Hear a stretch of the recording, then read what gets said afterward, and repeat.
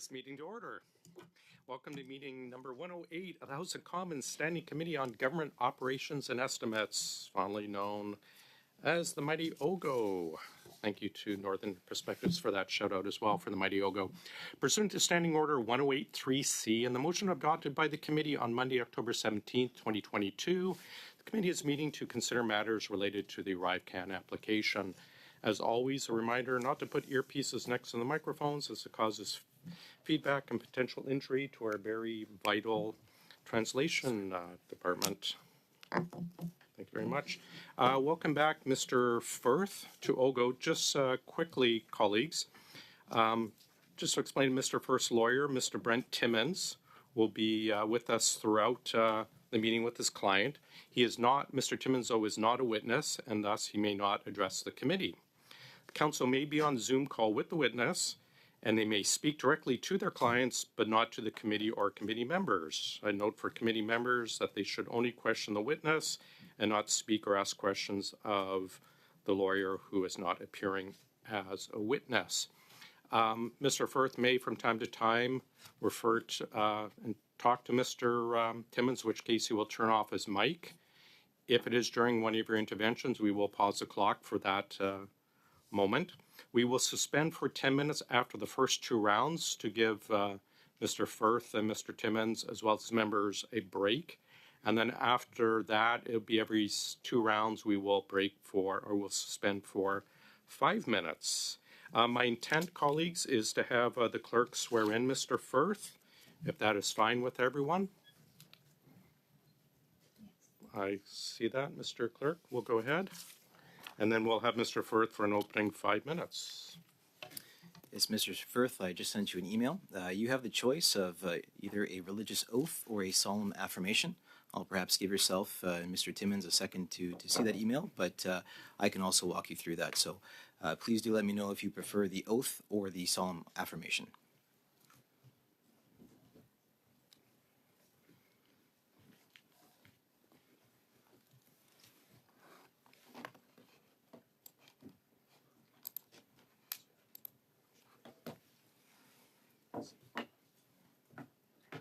The oath, please.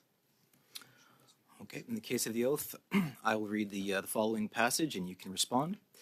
Do you swear that the evidence you shall give on this examination shall be the truth, the whole truth, and nothing but the truth, so help you God? I do. Thank you, sir. Thank you very much, Mr. Firth. We'll turn the floor over to you for an opening statement. Please go ahead, sir. Thank you. This is my third time before the committee. I've been compelled to be here. The last month, virtually everything reported about my company in the media and stated about me and my company has been false. I have submitted to the committee a complete list of all contracts we've been awarded from the government in our history. I have included the nominal value of the contract, and more importantly, the full amounts we have invoiced the government under those contracts. We have also included the total amount we have paid our subcontractors under those contracts. And as you can see, the amounts paid to GC Strategies are not the astronomical amount being claimed by some committee members. Since my last appearance before you, this committee has summoned many departments and their representatives with whom we have had dealings. The committee informed each of these representatives that we were criminals, forgers, and fraudulent. The committee said that if they did not terminate all our contracts and suspend our ability to obtain contracts, that they were negligent and complicit in misusing taxpayer money. The committee also strongly encouraged each department to refer these matters to the RCMP. As a result, and not surprisingly, each department complied, terminating our agreements and our ability to continue government work. In addition, they have confirmed the matters have been requested and referred to the RCMP for investigation. As a result, although I welcome an independent investigation, for it will exonerate me, and the committee has not chosen to wait for the results of that investigation, I will not be able to answer questions about the matters referred to the RCMP. I trust you'll understand. GC Strategies has appeared before this committee twice, giving hours of testimony. We have also cooperated throughout the entire study and provided all documentation requested of us. We have been portrayed as reluctant witnesses by some committee members and media. However, the truth is, we've always been accessible, willing to answer committee members' questions in writing. The committee has not once reached out for a response to question. Instead, the committee exercised the most extreme measures, and we had the full weight of the government come down on us, compelling us to be here by subpoena, knowing full well this is against medical advice as outlined in our doctor's notes we have provided as part of the evidence package. I'm certain any medical professional would attest that the threat of arrest and detainment would cause undue stress. Since our first publicized appearance, myself and my business partner have received hundreds of threatening and abusive emails, all of which have been documented and they have been shared. I would read these aloud, but to be frank, they are vile and not suitable for any audience. The nature of these communications, threatening our lives and the lives of our family and children, have given rise to our reasonable ask for future appearances to not be televised. The chair unanimously and without justification denied our request, intent on isolating Mr. Anthony and myself from one another and broadcasting to the result of the widest possible audience. Over the past few months, we've had images of our homes and the addresses of our personal dwellings published across media titles, journalists turning up to our private property, confronting family members and our young children approached, and their privacy violated with strangers taking photographs of them whilst in the hockey changing rooms. Surely the members of this committee can agree this isn't acceptable output from this process. We offered to appear in public, but requested not to be televised over these concerns. We were rejected, we've been separated, and we're being televised. We can only conclude that this televised nature of today's meeting aids in political goal scoring while simultaneously using us as media fodder at the expense of our health and the safety of our families. This is neither fair nor reasonable. I've shown up and will answer questions to the best of my ability, but may require frequent breaks. I will answer questions for as long as I am able, but cannot guarantee I will be able to make it all the way through. Thank you. Thanks, Mr. Firth. And we just ask if you do require a different break that you just advise us and let us know. We'll start with Mr. Barrett for 6 minutes, please. Mr. Firth, it's correct that you have legal counsel with you this morning? That's correct. So this is the first time of your appearances where you have a lawyer present but didn't in previous appearances. Have you ever lied to a parliamentary committee before? I think the previous testimony, you'd see the answer with that one, about the chalet and the cottage. So is that a yes? I advise you to go and watch my previous testimony. Well, I was there and I asked the question, and of course you did lie about Mr. McDonald's secondary residence, quite famously on it not being a cottage, but in fact it being a chalet. Further, you lied about meeting government officials outside of government offices. And further, you lied about providing hospitality to government officials. There was a great deal of information that was requested of you that was not furnished to the committee, promising to tell the committee who in government contacted you about ArriveCan.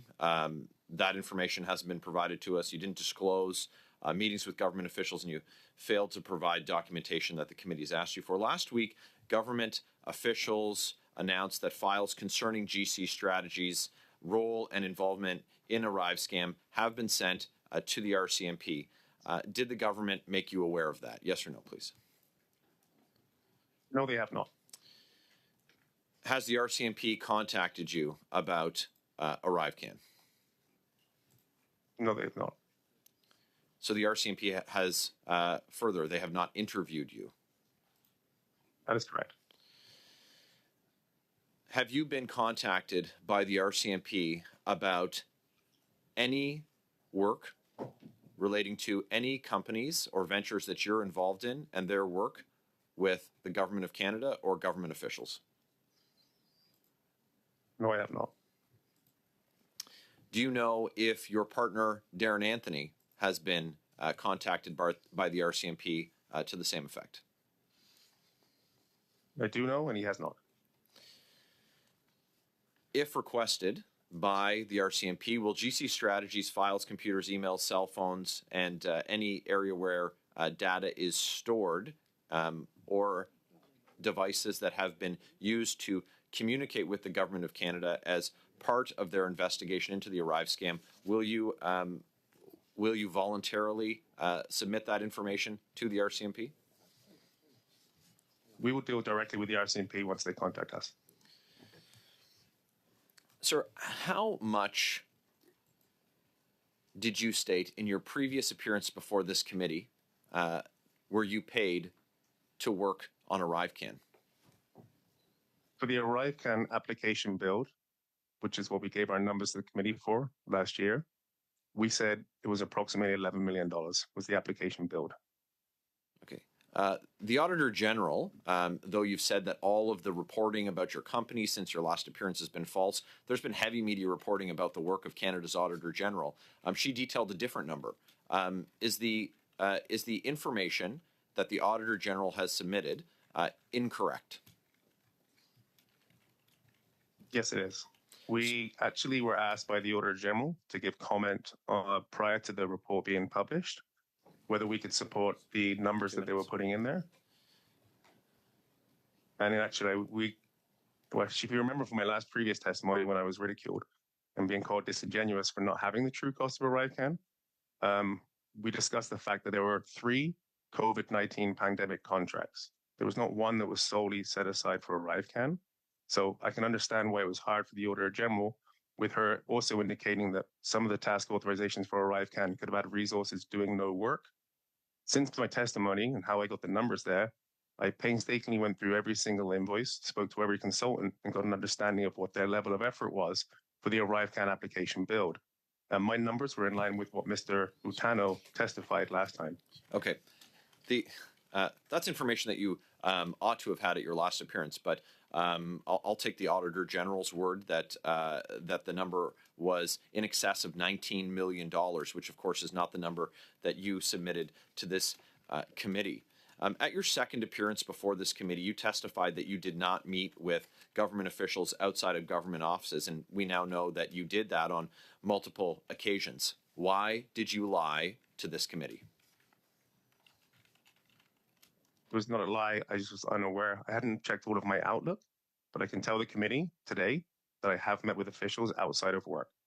Of course, we know that, sir, and we understand that you're telling us that now, having been caught in the lie. The question is, why did you believe it was necessary to attempt that deception before this parliamentary committee?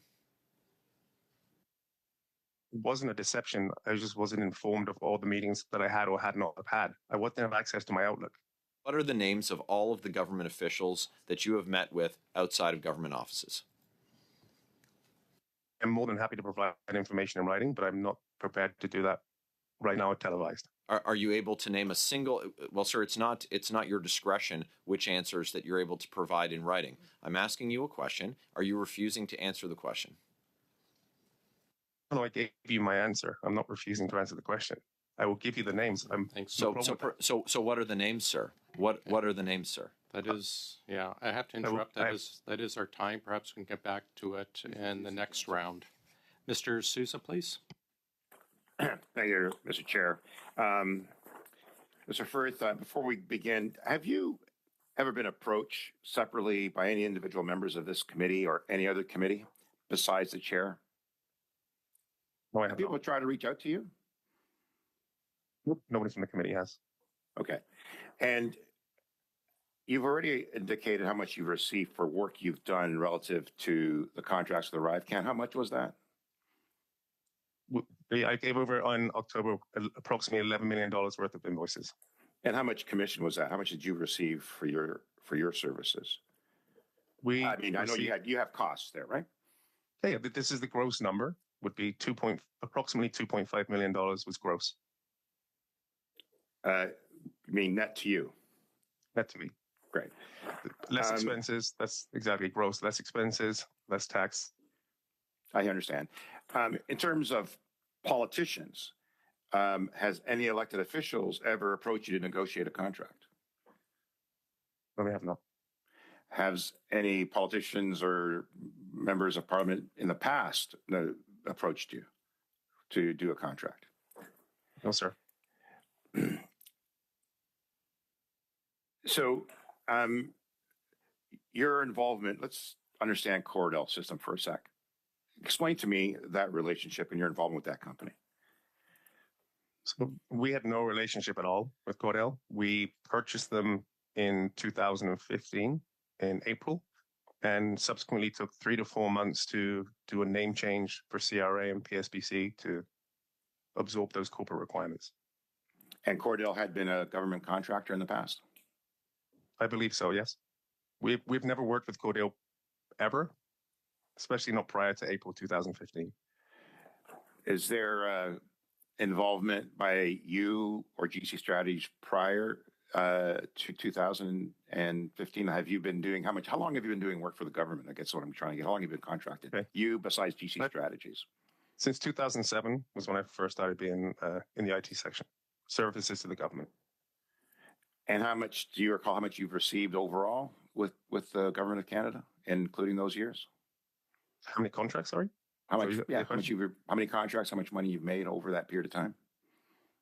Probably close to 100 contracts in totality from 2007 to 2023. And that process was a similar way you're doing it now? The 636 other firms that are out there. So that's normal practice in industry and in other governments as well? Do you know? Yes. I can't speak to other industries, but in the federal government, where I've been working since 2007, I can say that's normal practice.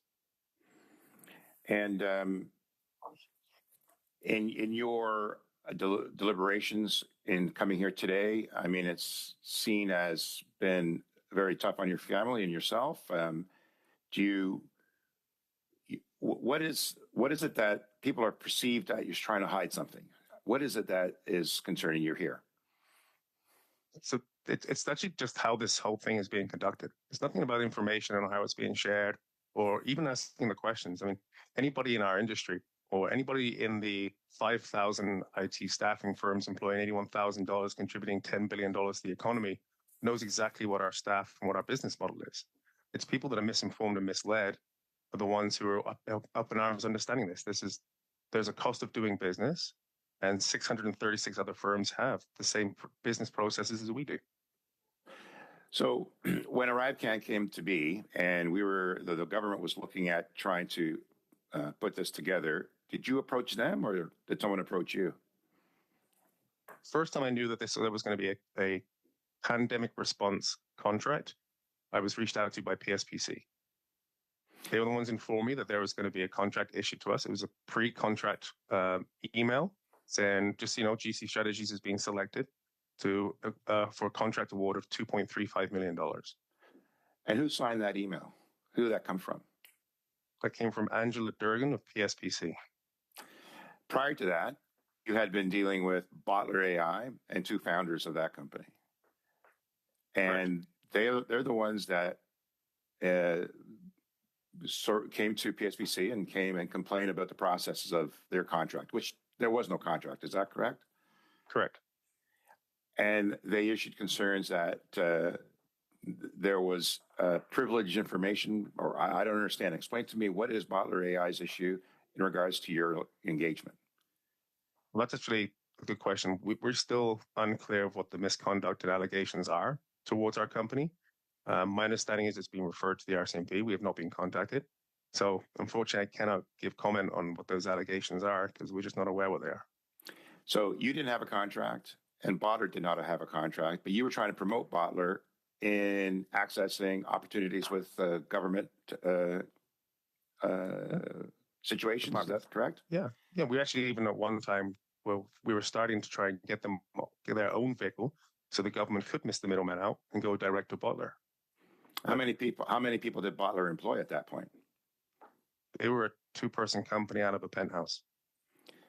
And so they were trying to gain contracts with government through your support, through your relationships, through your experience. Is that how it worked?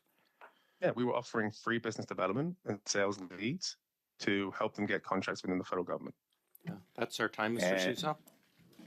Mrs. Vignola, please, for 6. Go ahead, please. Merci beaucoup. Thank you very much, Mr. Chairperson. Mr. Firth, thank you very much for being here with us today. I know how difficult this might be. I'll start with questions that are quite straightforward that have to do with testimony that you've made in the past. In October 2022, at your first appearance before the committee, you stated that the government spoke to you to put in place a team that would work under its management and direction for a certain time as part of an equipment undertaking, which you agreed to. Thereafter, you said that you were very proud of the team that you provided to the Government of Canada, which managed and directed that team throughout the entire project. If I understood correctly, your role was solely to recruit. You didn't engage in any project management, any support. You didn't monitor the work that was being done by the people you recruited. Did I understand correctly? That's correct. We also had no hand in operational budget management either. OK. Merci. Dans le fond, vous... Understood. So essentially, you were a middleman, an intermediary between the government and human resources when it came to payment. And you skimmed or you received 15 to 30% of the total amount owed. Sorry, yeah, that is correct. It's in my evidence package I've given forth to you. Over the whole duration of GC Strategy's history with all federal contracts, we've actually approximately 21% is our gross margin for all 65 contracts we've had with the federal government. D'accord. I see. You also stated in October 2022, in response to a question where you were asked, as Mr. Sousa recently asked you a moment ago, whether it was elected representatives or officials that contacted you, and you said that it was officials who reached out to you, public servants. Was that also the case when it comes to the harassment application and ArriveCan? And was it also the case for the COVID Alert app, please? Could you tell me that? So for COVID Alert, that was somebody from Canadian Digital Services reached out to me, understanding the work we have been doing previously on ArriveCan, and that was how the communication started. They were understanding what capacity we had for teams, what our teams were actually doing at ArriveCan, the types of categories and skill sets they had, and that was primarily for COVID Alert. Could you please repeat the other two? En fait, les deux autres... Well, the two others were to introduce certain measures during COVID. So you were also contacted by officials regarding the Butler AI harassment application and also ArriveCan app. Is that correct? So yes, for the ArriveCan app, that was PSPC. That was a government official that reached out to us. But for the Butler, nobody actually reached out to us. That was just understanding that there was harassment charges that were heavily publicized in the public sector, public safety portfolio. And so that was when I reached out to Butler, understanding that there were several clients that could be in need of their services. D'accord. Et concernant Butler AI... I see. And concerning Butler AI, what occurred is that you were put under a contract that was previously awarded to Dalian and Coradix, if I've understood correctly. Correct. We were advised by CBSA to work with Dalian and Coradix. Okay. Et ce contrat était réservé à... And that contract was set aside and awarded to an Indigenous company. At that point, did you get the sense that Dalian was using that as a cover, if you will, in a sense, when it came to statistics regarding contracts awarded to Indigenous persons? You're not Indigenous, from what I can understand, and Butler is not an Indigenous company or individual either, is it? I'm sorry, I'm not the expert to answer that question. I'm not familiar with the Indigenous procurement process. I couldn't give comment on that. I'm sorry. Merci. Thank you. Now, I'd like to come back to COVID Alert. You stated that it was a Canadian Digital Services official who reached out to you. Were there officials from Health Canada who also reached out to you, please?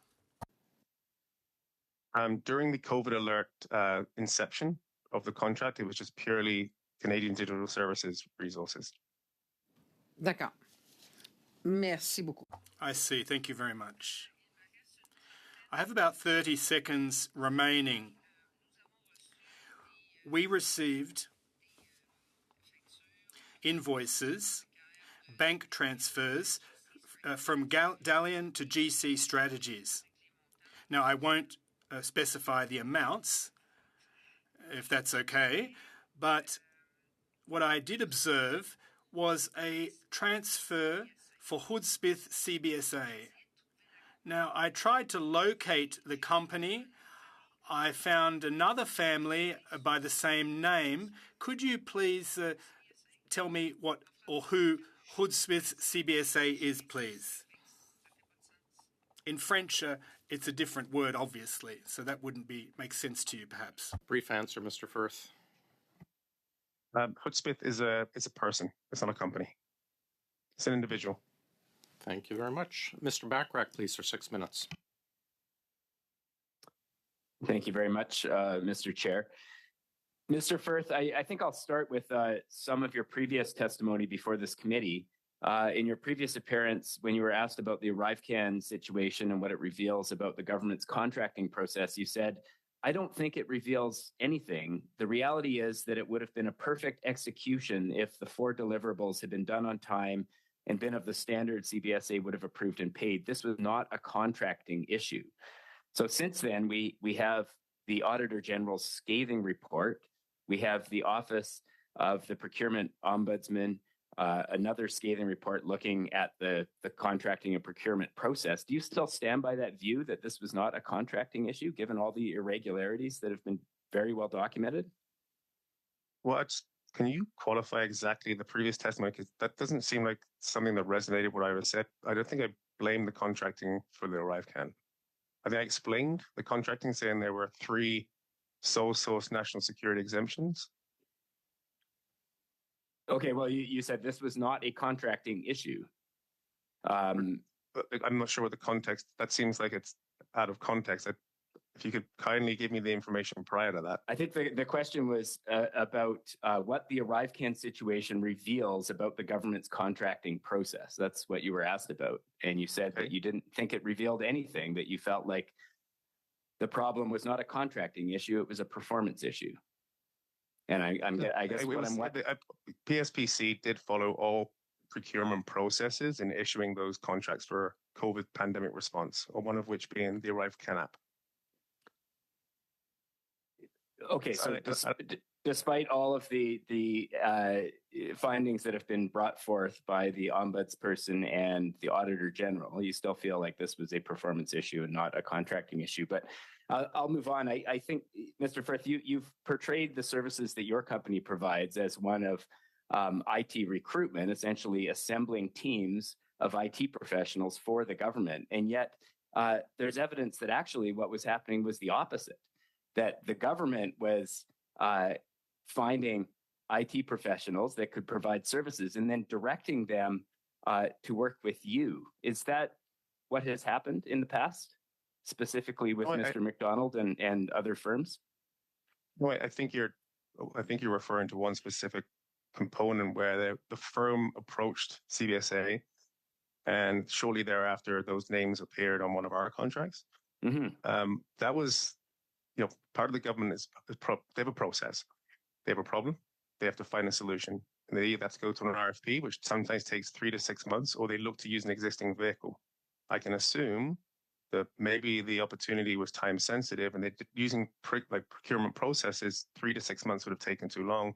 They'd have asked them to come to myself or any other existing contract to try and get the work done sooner.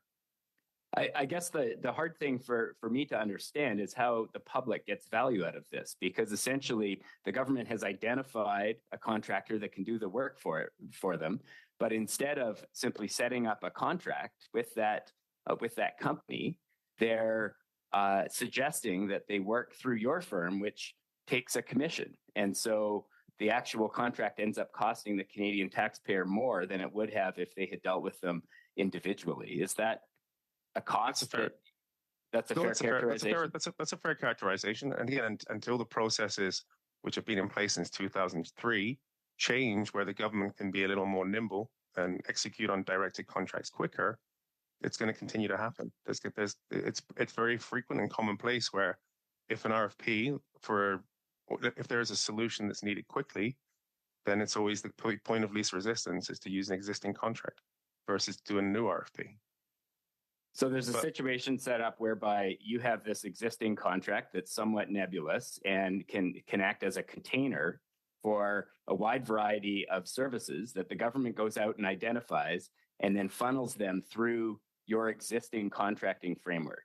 And then you take a commission off the top of that.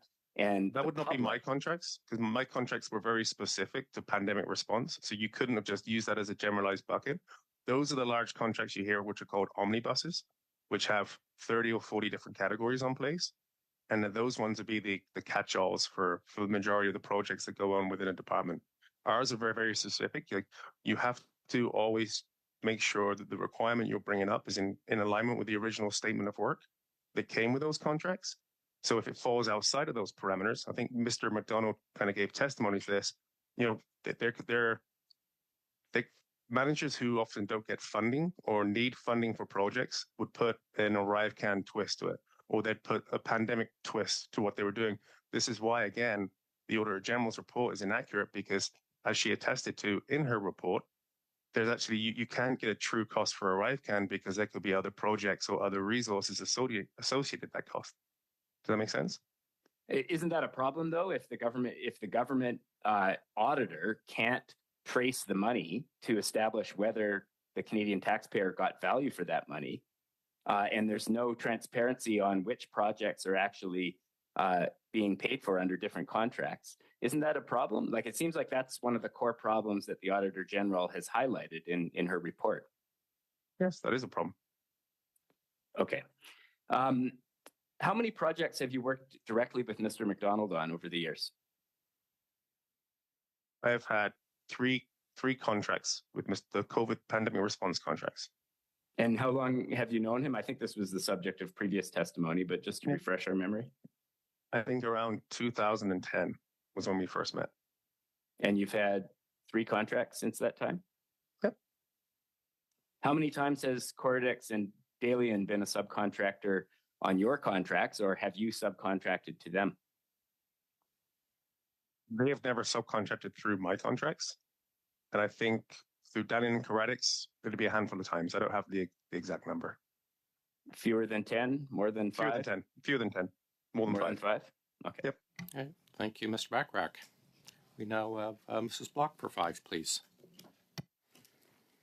Thank you very much, Mr. Chair. And I'm going to circle back to some of the questions that my colleague was asking in regards to who from the government would have contacted you for these contracts. And I know you provided us with a name for a contract, and you stated that it was Angela Durgan from PSPC who had signed off on an email. I think that was in regards to the first contract that you had received.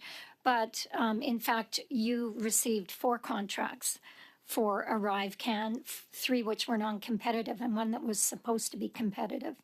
So I'm going to ask if you could provide us with the names of those contacts on those contracts.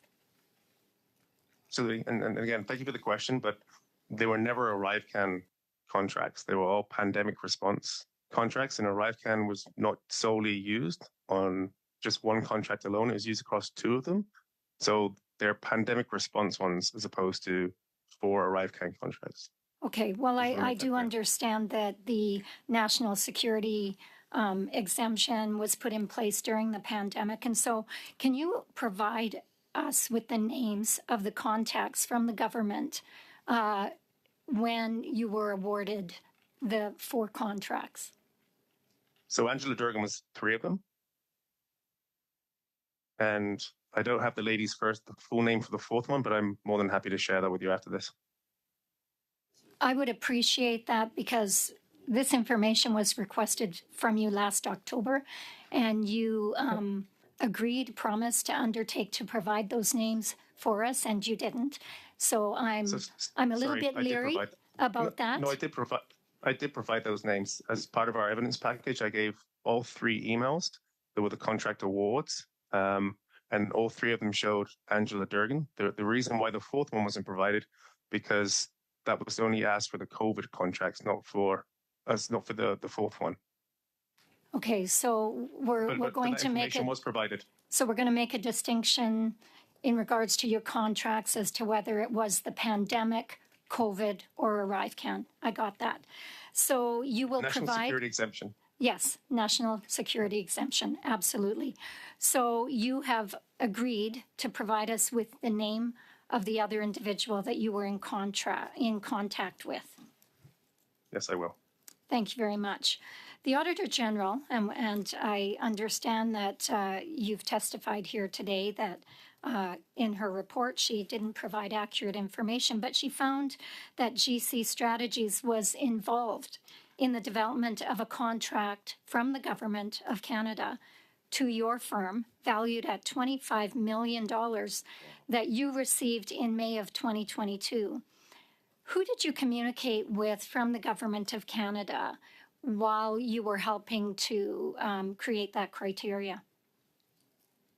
So first of all, the committee has subpoenaed me here to speak on behalf of things that I can talk about. Also, my understanding is these allegations have been moved to the RCMP, and in fear of interfering with the RCMP investigation, I don't think I can comment on that right now.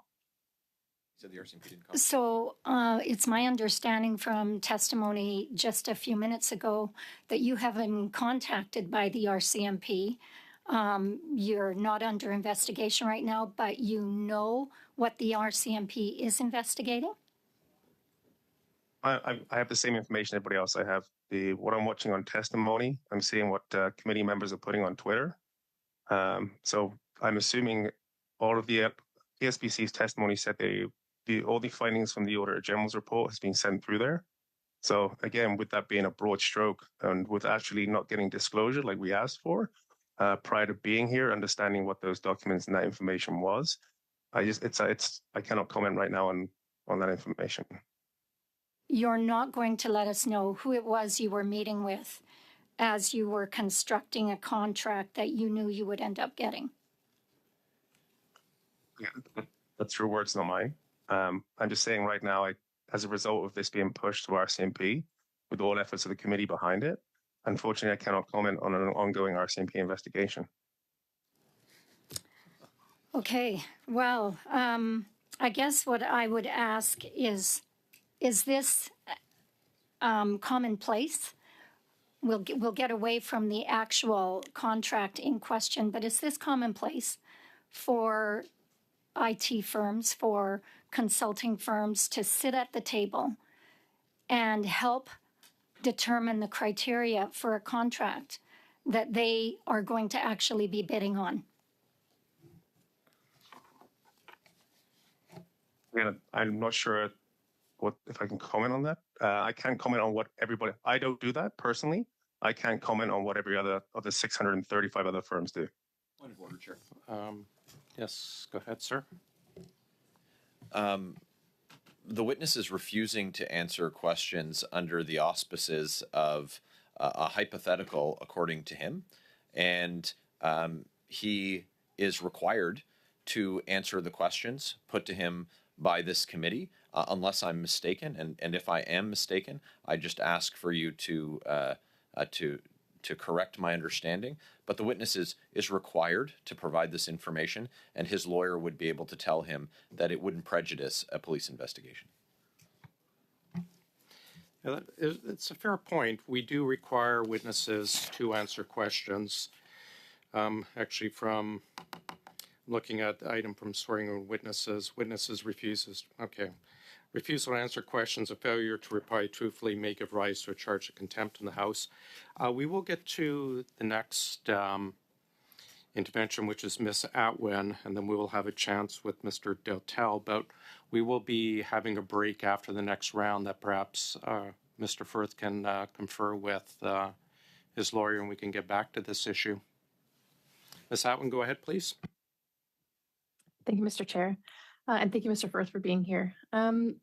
I'm gonna kind of bounce all over the place, so forgive me. But I'd like to start with there was a question around Cordell, and I just need a bit of clarification. So, in relation to Cordell, you stated that you bought the company in 2015, and who did you buy it from? Chris Jurowitz, I think, was the gentleman that owned the company. Okay, because according to my notes, I had that Mr. Anthony and yourself, as well as Mr. White, were all listed as on the corporate info website. So was this company not registered prior to 2015? It was operating doing other government contracts, but myself and Mr. Anthony, our other business partner, when we were a 3-person team, we were the ones that purchased it in 2015. And then we subsequently after that, we applied for CRA and you applied to PSBC to do an official name change so we can put our own brand to it. Okay. And you also mentioned that you've been, working within contracting with the federal government since 2007. And would that be under your name as an individual or another company's name? Or if we were to search that information, what would we be searching? I used to work for a company called Veritech, which has recently been purchased by, well, not recently, but it's been purchased by Express Manpower. I was solely with those guys since 2007 until 2015. And it was all IT related work with the government? That's exactly what we do right now. Yep. Okay. So I did want to address, in your opening comments, you mentioned some of the ways this is impacting you personally, as well as your family and your children. And there's certainly, that should never happen. And I apologize for what's happening, as far as your personal life. And I'm not surprised, sadly, because of the rhetoric that's been used around this issue. We hear a lot of it in the House as well. And even as Liberal members of this committee, a lot of it's actually directed at us as well. So I'd really like to clear up some of the things that we're hearing. Things like, Liberal insiders got rich. So I'd like to ask you, do you have any personal connections to the Prime Minister, to our cabinet ministers, to any of us as Liberal members of this committee? No, I do not. Okay. The other big thing is the way it's characterized is that, GC Strategies was a 2-man operation in a basement that basically had, according to the Auditor General, $19 million. Essentially, it seems that it's being portrayed like, cash was dumped on your lap in this amount of money. And so really that money flows through your contractors, your subcontractors, and you mentioned the amount that you would have received personally. But I do have a question about the commission piece. So it's cited often as 15 to 30% commission. Can you account for this fluctuation? Is that a common thing? Yeah, so it all depends on, it can be, I'll dumb it down and make it as boring as possible. How it typically works is you get a agreed rate to the client, let's say $1,500 a day for your services. It's then on us, once that contract's been awarded, to try and find that resource. And at that point, you negotiate their rate. So if their rate's $1,000, you've now made 25%. If their rate is $1,200, you've now made X%. So it all depends on what negotiations are between what the rate is to the Crown and what the person you found is. That delta in between is the margin. Okay, great. That's very helpful. So you have addressed a little bit about the Auditor General's report, and it was good to know that you had been approached for comment around some of the numbers that she was sharing. Were you approached by the procurement ombud prior to him writing his report? No, I was not. Okay. And do you feel that your input with the Auditor General was reflected? No. We commented on 2 parts, and they were not included, or really our thoughts were considered. This is why one of the biggest ones was the $19.1 million, because you'd understand what the uproar is going to be and how it's going to be used against you when you've been citing, like CBSA officials have been citing, that the number's closer to 12 million. And again, there's lots of reasons why there could be discrepancies. We understand the financial systems and the codes aren't the best at CBSA.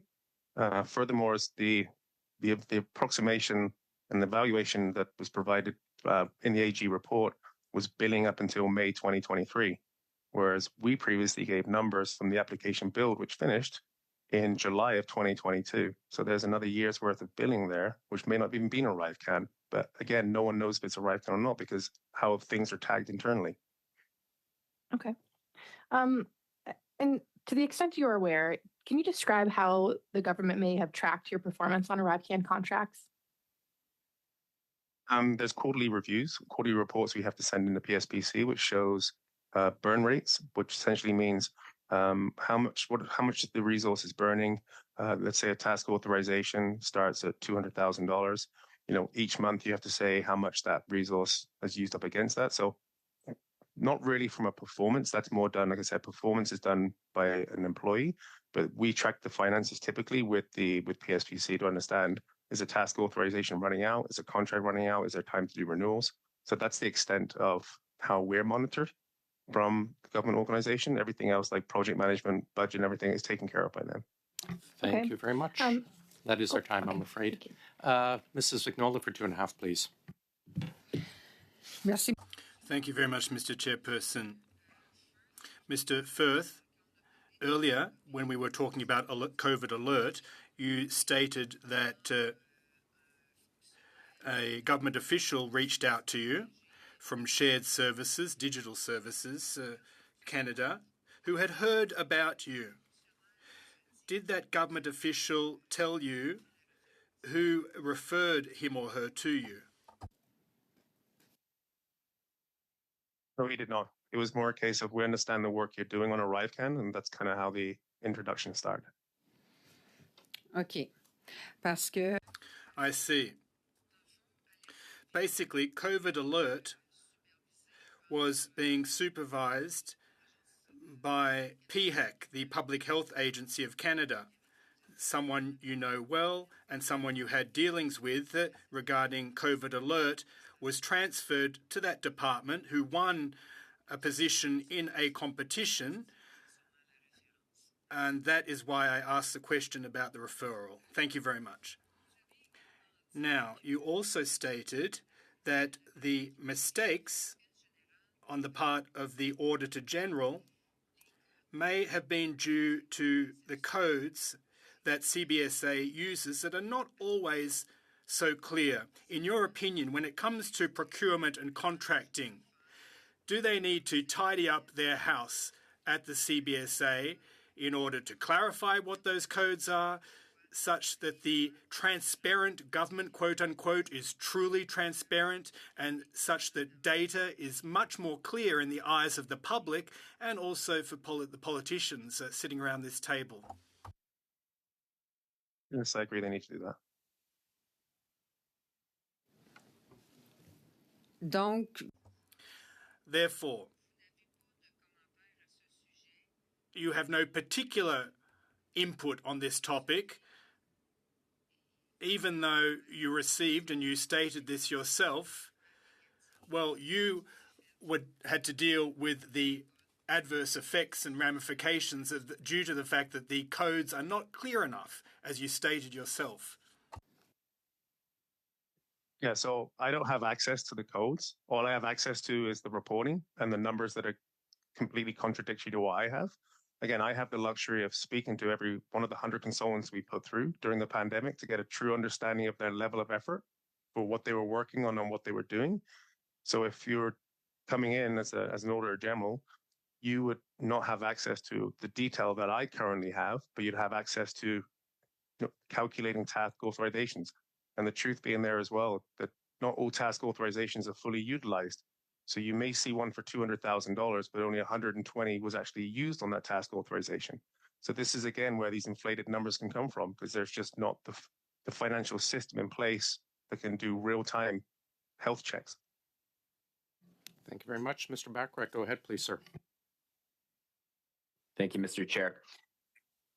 2019, and this is pre-COVID. This, I believe, was in reference to a chatbot product that Bottler had developed.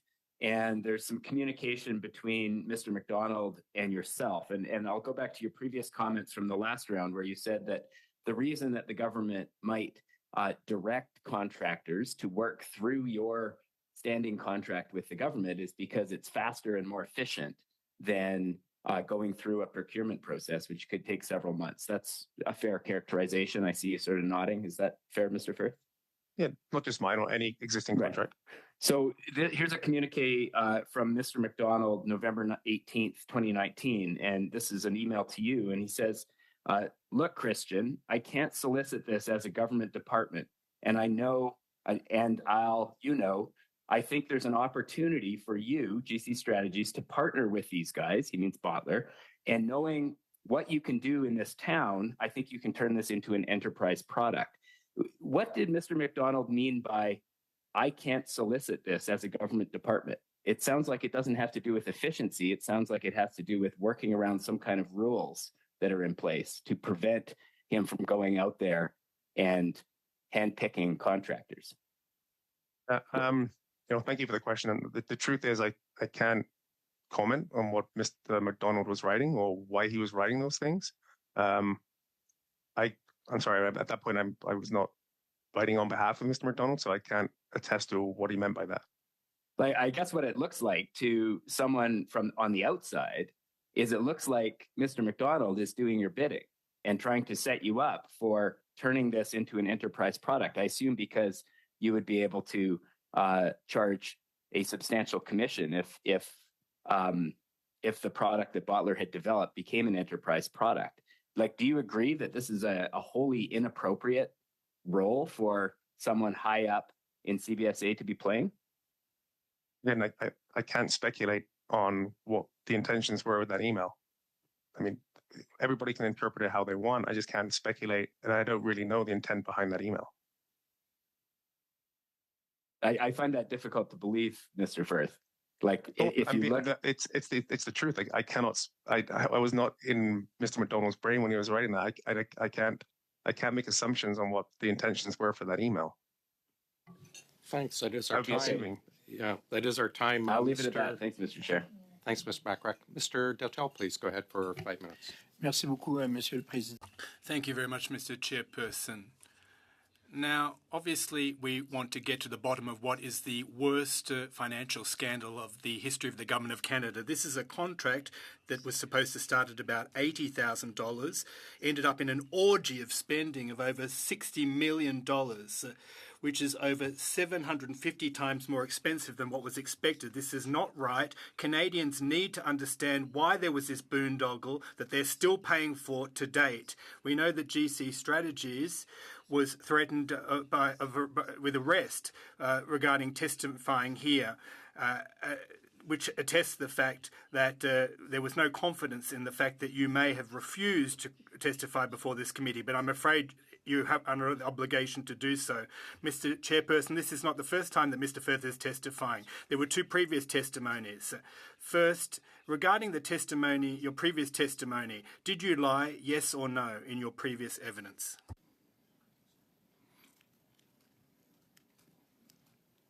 Sorry, can you repeat the question, please? I was at some feedback on my microphone. Avez-vous menti? Did you lie in your two previous appearances before this committee? Yes or no? For two, Queen? I made a mistake with a cottage and a chalet last time I was here. Okay. And again, it's not a lie. I mean, the actual irony is that it was referred to as a cabin. Et puis l'hospitalité avec le whisky. And what of the whiskey and the hospitality involved? Yeah, there's been previous testimony where there was whiskey tasting, and I think it was mentioned that that was put out to government officials, and it was also put out to contractors, and those government officials have since said that they got permission from their superiors and paid their way. Prenons maintenant le contrat tel qu'il. Now, the contract as it was awarded, it's the contract that you executed. At what point did you realise that $80,000 was insufficient and that things were starting to cost a lot? At $1 million, $2 million, $3 million? At what point did you clue into the fact that this was going to go through the roof and it was going to become exceedingly expensive? So again, thank you for the question. Like that, that's not my determination. The first contract award was for $2.35 million. That was the one that was the first COVID contract. Subsequently, there were amendments that were made. You have to bear in mind, I think testimony mentioned that national security exemptions only were to last for 3 months. So there had to be a decision made by the government to either put a larger number and keep doing amendments versus keep going back and retendering and redo it, which isn't a fast process, we know that, to retender and restructure a contract every 3 months. My understanding was it did jump, the one contract we're talking about, that went from 2.35 and it went to 13.9. But my understanding was every time there was amendment, it was published on Buy and Sell, which has 635 other companies can challenge. And it was also put in front of the House and MPs voted in the House every single time there was an amendment. So it wasn't like I knew, but everybody knew that the prices were raising. Qui s'assurait de la... Who monitored the quality of the work that you were doing? Overnight, you can't just go from $80,000 to $60 million without someone sounding the alarm bells and saying something is awry. Who monitored the quality of your work? We'd have 4 or 5 government officials that was monitoring the quality of our work. Well, we were not. There were other prices associated to just ArriveCAN and the application bill that we're not privy to. So we were not part of the 19.1 or the 11 million to the 60. We were from the 0 to the 11 or 19.1, depending on which article you want to read. On comprend là, que quand arrive la COVID, il y a des... Now, when COVID struck, of course, there were going to be exceptions. Everyone understands that. But there's a distinction to be made between being very active and inflating the bill to the tune of 700 times larger exponentially. That's what Canadians wanted to get to the bottom of. When did you realise that this was a phenomenal cost overrun and yet it was lacking in quality? At what point, please? Well, first of all, we've submitted over 1,500 invoices monthly. So again, I want to get the illusion of everybody's thinking right now, we were never given a check for $20 million on day one. We've done 1,500 monthly approved submitted invoices for the last 3 years to get to whatever amount you want to listen to, 19.1 or 11.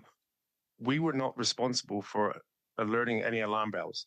We were performing, we hit 171 releases of the application on time. Every time Public Health Agency changed the policy, we'd have to amend the application, and that there in itself, the fact we were hitting all of our targets meant that we were doing a good job, but we also don't control what the budget is. That's out of our realm.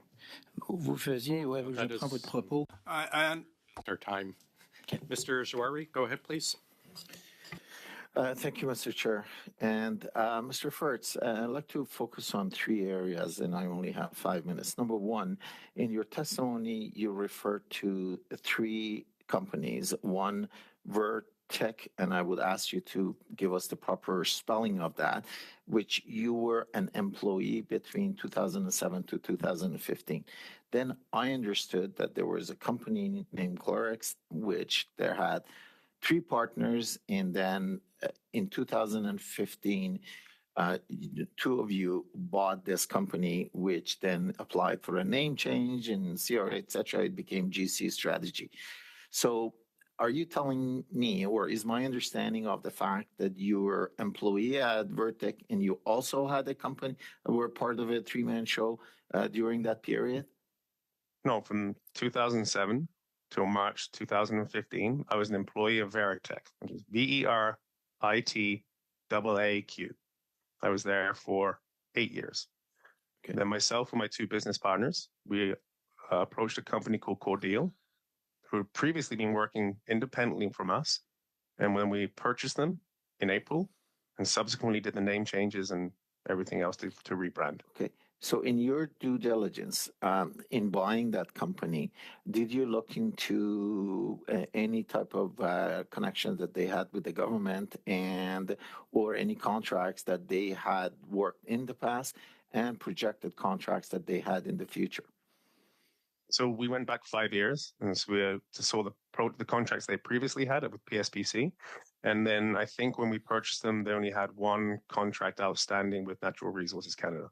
Are you in a position to tell us how much you bought it and how much of that was goodwill? I can't. I don't think I can disclose that right now. Okay. We'll leave it at that. Now, coming to your, again, opening remarks, second area, you have consistently said the application build, and you've emphasized this on the build, where we know that the Auditor General has said this total application build and support and all of those things, it can be estimated around 60 million. We don't know that number is right or not, but and you are telling us that it's your part of ArriveCAN build was $11 million.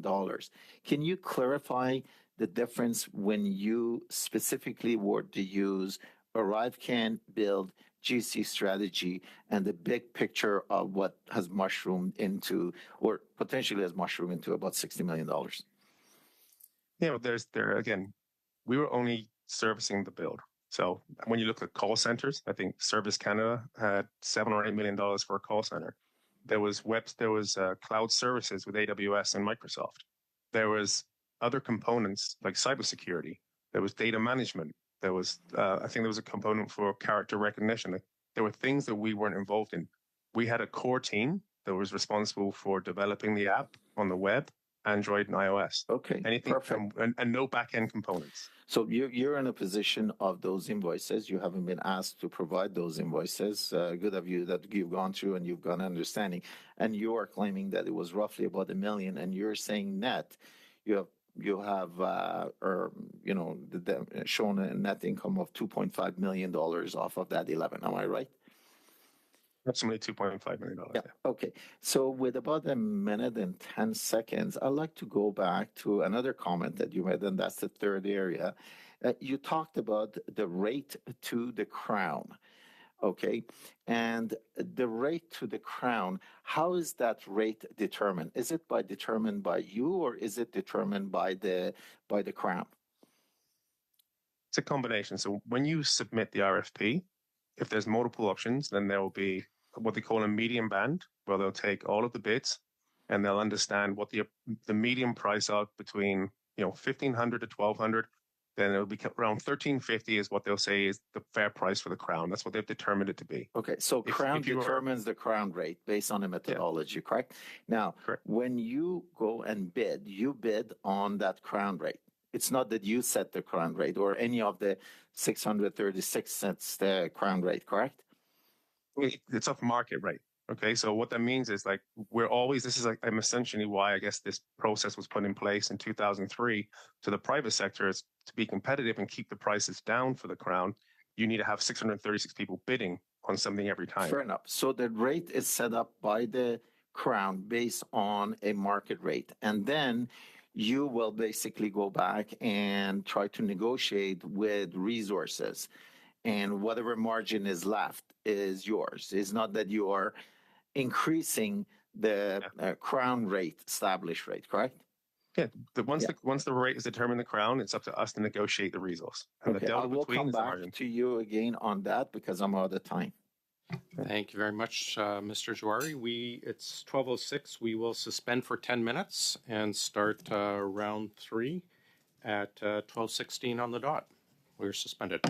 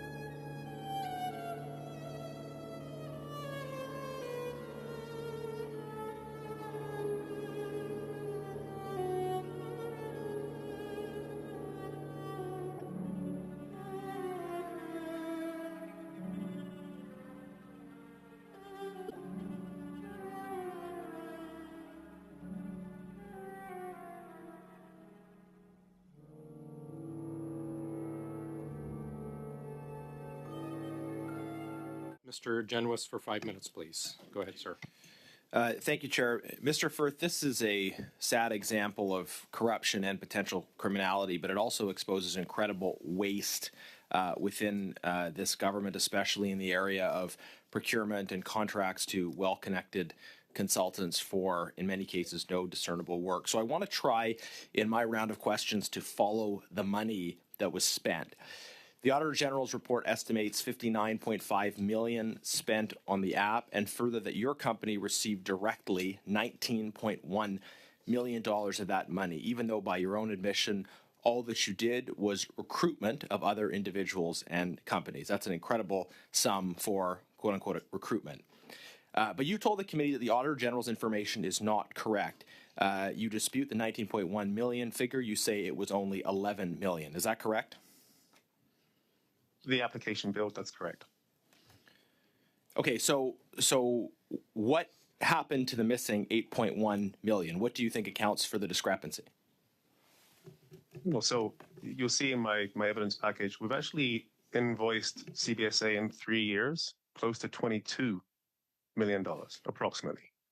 I'm not disputing the fact that $19 million wasn't invoiced through my company monthly.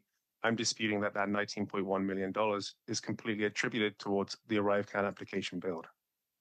Okay, so your testimony is that you've received $22 million from CBSA over the same period. You simply are disputing the categorization of it as being all related to ArriveCAN. What I would add to this in terms of frankly the absurdity is that the invoices that you've submitted to this committee, some of which are very kind of vague and unclear in terms of what they actually refer to, but they add up to $9.6 million. So you've shown this committee invoices for $9.6 million. You've also said you got $11 million that you categorize as related to ArriveCAN, and $22 million in total. So how do you explain the discrepancy between what you've shown us invoices for and what you said was you actually received? So first of all, the $22 million is not just solely ArriveCAN. There was multiple projects we were working on during the pandemic. These were not ArriveCAN contracts, right? There were 3 pandemic. The Auditor General says they are, but I was asking specifically about the difference between the $9.6 million and the $11 million. You said you got $11 million, but you didn't provide us with $11 million worth of invoices.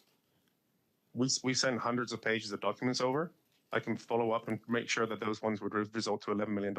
Yeah, I've done this again. Like hundreds of pages doesn't absolve you of the need to provide accurate information, sir. And just in terms of the difference between the 19.1 and the 11 million, you started off your testimony by saying that everybody's lying and saying mean things about you. The media is wrong. The MPs are wrong. But you're also now saying the Auditor General's wrong. What are we as a committee to make of the fact that you want us to believe that everybody is wrong in their figures except you, and yet the invoices you've sent to the committee don't add up to the figure you said was spent was given to you in relation to ArriveCAN? Yeah, I also said as well, it's in my opening statement that it's this testimony and this committee that have also had death threats against myself and my wife, which I've had photographs of my kids being taken. Sir, I'm looking for accurate information on the amount of taxpayers' money that went to your company. Now, we've invoiced 1,500 times, $22 million. Well, the invoices do not line up with the figures that you've given. Sir, I'd like to know for all the money that you earned on this project, after expenses, what was the total amount of money that you and your partner took home from this project? I haven't got the exact numbers after taxes, after expenses, through dividends, but I've told you it's approximately $2.5 million. Each? Approximately 2.5. Each? No, in total. That's the 20%. So you and your partner became millionaires through this project, and you want us to believe that all of the rest of it, in addition to the $2.8 million, were expenses, even though all you did is recruit. I mean, how expensive is a LinkedIn account these days? Well, $2.5 million over 2 years is 1.25 divided by 2 people. How many hours? This is How many not a hours millionaire. did you spend working on sending the LinkedIn invitation, sir? That has no bearing on this project, does it? I think it does. How much you earn for what work is the question we're asking, right? And the numbers don't line up. And Just a quick question and a quick answer, please. yeah, how many hours did you spend working on this project in exchange for the millions of dollars that you and your partner got for the act of recruiting? Would have been between 30 to 40 hours every month with the invoicing, with doing timesheets, with doing accounting, with doing paying our resources. And So with so also- what makes you so lucky that you got this opportunity? Mr. Genwis, thanks very much. Mr. Baines, please go ahead. Thank you, Mr. Chair. And thank you, Mr. Firth, for joining us today. Can you, I think I'd like to get to the bottom of the process. And I think Canadians, still are trying to understand how this process works and how do contracts get awarded. And I mean, elected officials come and go. You've been working with government, through the bureaucracy, with public service officials since 2007. Can you maybe take us back to your first time working with government, and what were the processes then, and did they change over time? How did you and your colleagues, your partners, navigate through any changes, if there have been changes through those processes? Did you build relationships over those times? Did our bureaucracy and because ultimately we have public service officials that work for decades and in different departments, hundreds of departments. So how did they get comfortable seeing you? Did they overlook certain processes? That we're trying to get to the bottom, and I think of how contracts are being given out. And in this case, you've received hundreds of contracts since 2007 in your time working with government. And so maybe walk us through your time during 2007 and maybe try to answer some of those questions along the way. Okay, thank you. So fundamentally, the government has a problem. They've identified they need to change the technology, they need a team of people to come in, or that there's just something they need to get done.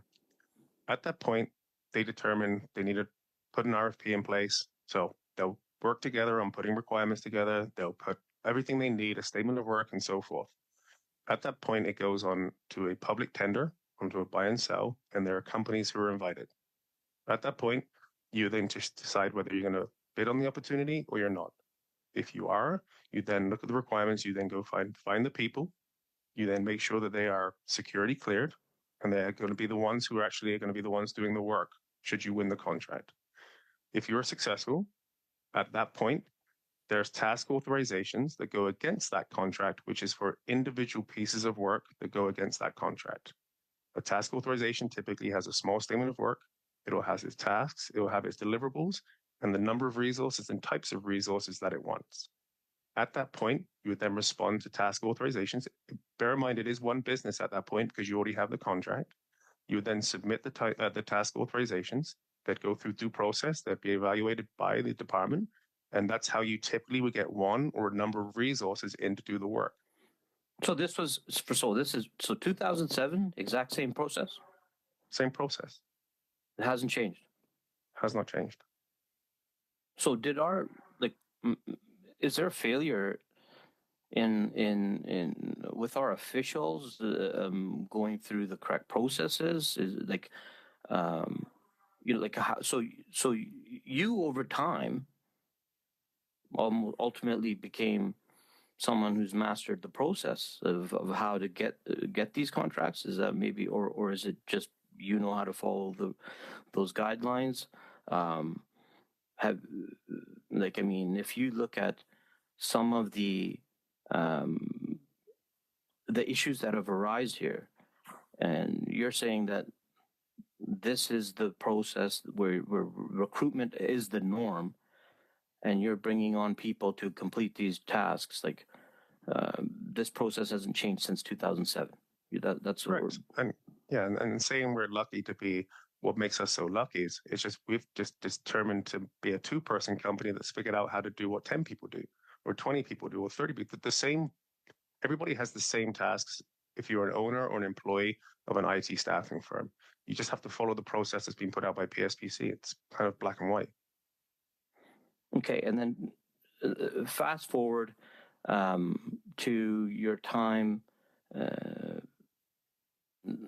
So how many people did you actually end up recruiting for the ArriveCAN job? ArriveCAN would have been around 35 to 40 people in different capacities. But for CBSA proper, for the whole 3 years we were working there, over 100. And so for the 35 people, each of them would have to go through a verification process? Yep. They again, and please be clear that the government cannot go direct to these resources. They need vendors like ourselves to pass these people through. Why is that not part of the process? Just quick Because answer, you have because to we're be a past our qualified time. Sorry, just start again, You have Mr. to be a Firth. qualified vendor. Okay, thank you. Perfect. Thanks, Mr. Baines. Mrs. Vignola, please, for 2.5. Merci beaucoup. Thank you very much. Mr. Firth, I'll just make a number of assertions, and I'd like you to confirm them or deny them. Now, if I understood correctly, GC Strategies was never responsible for the financial coding.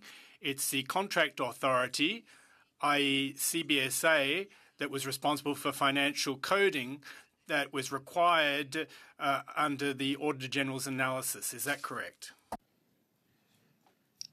That's what the Auditor General's report says. I thought it'd be somebody in the financial department would be. Thank you. Vous, votre Now, your sole responsibility as a company was to affix the contract number on your invoices. Is that correct? Typically, contract numbers, task authorization numbers, OK. confirmation and sign off by the government. La vérificatrice générale. The Auditor General stressed that CBSA was not doing its financial coding adequately, and as a result, a complete verification had to be done manually by comparing each and every document and each invoice. Do you believe that with a manual verification of that sort, that the data can be corrected, whether it has to do with your company or any company whatsoever? Sorry, can you repeat the question again? I want to make sure it could be the right answer. Considérez.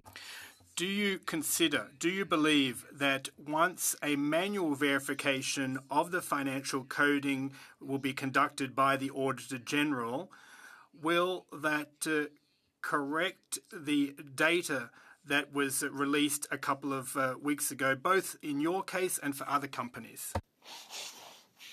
I'd have to ask what the manual verification would entail, and that all the information that they're verifying manually is actually all the information. OK, merci. Saviez-vous que le processus... Were you aware that the procurement process used currently was implemented by the Minister of Public Works and Government Services at the time, Ms. Ambrose? I'm sorry, I can't answer that question. I don't know the answer. OK. On va y aller avec une question. Well, perhaps a more straightforward question. Do you find the procurement process to be straightforward, flexible, resilient, or cumbersome, complicated, complex, and needing to be improved? I find it, after being in the industry for a long time, straightforward. However, I do think there needs to be a component where it's quicker for the government to go direct to the source. Thank you very much. Mr. Bachrach, please go ahead, sir. Thanks, Mr. Chair. Now, I think it's pretty clear, looking at the relationship between you, Mr. Firth, and Mr. McDonald, I think it's pretty clear from your testimony what's in it for you, which is that you've established yourself as the government's go-to guy, that you have the ability to run these contracts through your company, and Mr. McDonald therefore funnels a bunch of work to you, and you're able to charge these commissions. That's been well established. What I've had a harder time understanding is what's in it for Mr. McDonald. And I'm going to go back to some Globe and Mail reporting from January 16th, and this involves communications between you and the two Bottler principals. And you urged them to single out Mr. McDonald for praise when meeting with other senior government officials. And the quote here from you, Mr. Firth, is, "I just want to make sure that he gets taken care of," right? This was told to Ms. Dutt and Mr. Morv. And I'm just wondering if you can clarify what him being taken care of would entail, and why it was so important that Mr. McDonald got taken care of, in your view. So this was no financial benefit at all or any kind of transaction before. I just felt that the opportunity that Mr. McDonald working with Bottler and understanding the importance of the harassment that was happening within the public safety portfolio, that I felt like there had to be some recognition, whether it's a pat on the back or job well done for identifying the issues with the public safety and being the pathfinder organization to move forward. So the benefit for him from this relationship was that praise sent his way would help him advance in the organization, and the benefit for you was that you would be able to charge these commissions and continue to get work. Is that a fair characterization of sort of this reciprocity that you had going on? No, not at all. Why not? Well, because the intentions was, I was not going to rub his back, he rubs my back. This is not, I'm going to make you have advancements through your career so you can keep funneling contracts. You have to bear in mind that the first contract, after knowing Mr. McDonald since 2010, the first contract I was awarded while he was in the department was 10 years later. Like, that doesn't sound like it's a relationship that's been going back and forth many times. But the quote is literally, "I just want to make sure he gets taken care of," right? Yeah, that could be recognition for a job well done. That doesn't guarantee a promotion. Okay, it reads to me like something more than recognition, being taken care of. So a quick question, Mr. Backrack, please. Okay, I'll cede my time, Mr. Chair, and dive into the next question next round. Thank you. Thanks. Mrs. Block, please go ahead. Thank you very much, Mr. Chair. Mr. Firth, I'm going to circle back to my line of questioning regarding GC Strategy's involvement in developing criterion on the fourth contract that you would have been awarded through the CBSA. Both the Auditor General and the Procurement Ombuds identified the overly restrictive criterion on that fourth contract, which obviously raised concerns for both of them. Of deeper concern to the Auditor General is that she went further and identified that GC Strategies were at the table. And so, look, you would have been meeting with public office holders in order to set this criteria. They are accountable to Parliament. And so I'm going to ask you the same question that I asked earlier. I'm trusting that you've had an opportunity to speak with your lawyer. Who did you communicate with from the Government of Canada? And I need the names. Thank you. Thank you for the question. So let me address the about the requirements being overly restrictive. I think I've heard in testimony and read in reports that the e-portal did a CPSS search, and there were actually 40 qualified vendors that could bid on this RFP. And actually, I think 10 even showed interest. So it seems a little subjective after the fact to call it restrictive when there were already 40 qualified vendors who could actually respond to that. And secondly, I've had a chance to speak with my lawyer, and I'm sticking to what my line of is with regards to this is under investigation by the RCMP, and therefore I cannot interfere with that. Mr. Chair, I'm wondering if you could provide us with any clarity on that. Thanks, Mrs. Block. Mr. Firth, I understand what you're saying, but it's a very direct and simple question, and we do have rules, and I'm going to refer back to it. Witnesses must answer all questions which the committee puts to them. You may object to a question asked by an individual committee member. However, the committee agrees that the question to be put to the witness is obliged to reply. Actions a witness refuses questions may be reported to the House, and I think I can speak for everyone. We don't want to get to that point, but I think it's a fair question, and I don't think it's one directly related to any potential investigation. If I read it right, it's the commentary that GC helped write the requirements that you in turn won the contract for. And I think that's what we're looking for. It is, if I correct Mrs. Block, is, you know, who did you discuss this with the department with? Yeah, so again, I've the first 3 contracts, the names have already been provided back in October of 2022, and I promised the committee member that I'll get the 4th person to them after this meeting. Okay. So I want, just for greater clarity, I'm looking for the individual that you would have met with in developing the criteria, not who signed off on the contract in this particular case. I do want that name, but now I'm asking, who did you sit at the table with to develop the criteria for this contract? And again, apologies, but after speaking with my lawyer, my stance still stands the same with the RCMP investigation pending. I don't interfere with that.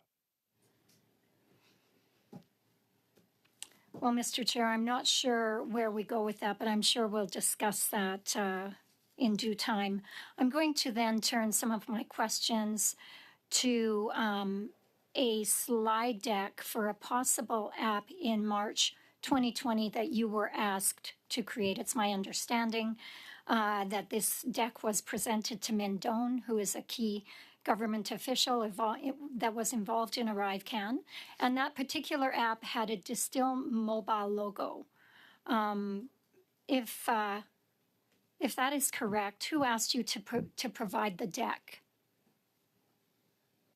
I'm sorry. Can you please repeat the question? Sure. You were asked to put together a slide deck for a possible app in March of 2020. Who asked you to provide that deck? I'm more than happy to get that to you in writing. I was not aware of this question coming up. So March 2020 at Distill deck. Yep, I can get that to you. Okay. So you were contacted from the government and you were told you are receiving a contract for ArriveCAN. Is there anyone at the CBSA that would have to declare a conflict of interest on contracts that you are bidding on? No, there's not. Okay, so you are not related to anyone at the CBSA? Correct, I'm not. Okay. Are you related to anyone working for a government department or any public office holder? All of my family is in the UK. Okay, thank you very much. Let's turn now to Von Brennan. He is an Ottawa-based consultant, and it is my understanding that you know him professionally. Is that correct? Correct. Do you know him in any other capacity? No, I do not. Okay, Mr. Brennan's wife worked at Procurement Canada. That's the department responsible for government contracts. Were you aware of this? Not until now. Okay, just, I guess, another convenient coincidence. Who were your contacts with the government at the following departments and agencies? We have Canada Border Services Agency. It's my understanding there are 134 contracts there. Innovation, Science and Economic Development Canada, 24 contracts, and Employment and Social Development Canada. So who are your contacts with all of these departments? I'd like to provide all of those details after this meeting, please. I would not like to speak about it publicly, just how this committee is going. So if you wouldn't mind, I would provide that information to you after this meeting. We're out of time anyways. Perhaps we can get back to that in the next round, or it can be provided in writing. We have Mr. Kusmirchuk from sunny tropical Windsor. Please go ahead, sir. Thank you, Mr. Chair. Thank you, Mr. Firth, for your testimony here today. I wanted to ask you, you had stated that that you were part of about 100+ contracts throughout your career with the federal government. Have any of those failed to deliver? We've never had a contract cancel. Okay. Have you ever failed to deliver what was asked of you in any contract by whether it's the contracting agency like CBSA or Procurement Services Canada? No, I have not. Okay.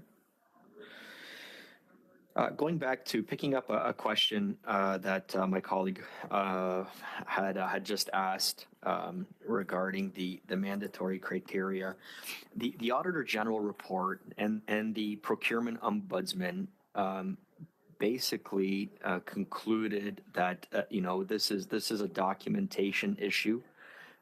This is that we're looking at here. Those are the huge gaps that we saw. That there wasn't any paper trails. Auditor General called it some of the worst financial tracking that we've seen, and that's the conclusion of both of those independent agencies. But there's one issue that I want to sort of zero in on because it is more serious than that, and that is the question about what was your role in drafting the mandatory criteria, because the argument from the Auditor General is that this had the potential to artificially reduce competition on the bidding process. And as a result, Canadians would not have received the best value. I know that there are some things you mentioned you aren't able to respond to right now in terms of who you were involved with directly, in terms of designing the criteria, the mandatory criteria that favored GC strategies. That was the words of the Ombudsman. But can you tell us how often in this line of work is a company like yours involved in designing the mandatory bid criteria? Well, again, there's certain things I can disclose and I can't comment for all the other firms, 635 and what they do. Just your firm, Mr. Firth. Sorry, you have to repeat the question there. Right now, I'm confused with what you're asking me. I'm sorry. So basically, the argument was that, or what the Auditor General and the Ombudsman had stated, is that you were participating in the design of the mandatory bid criteria.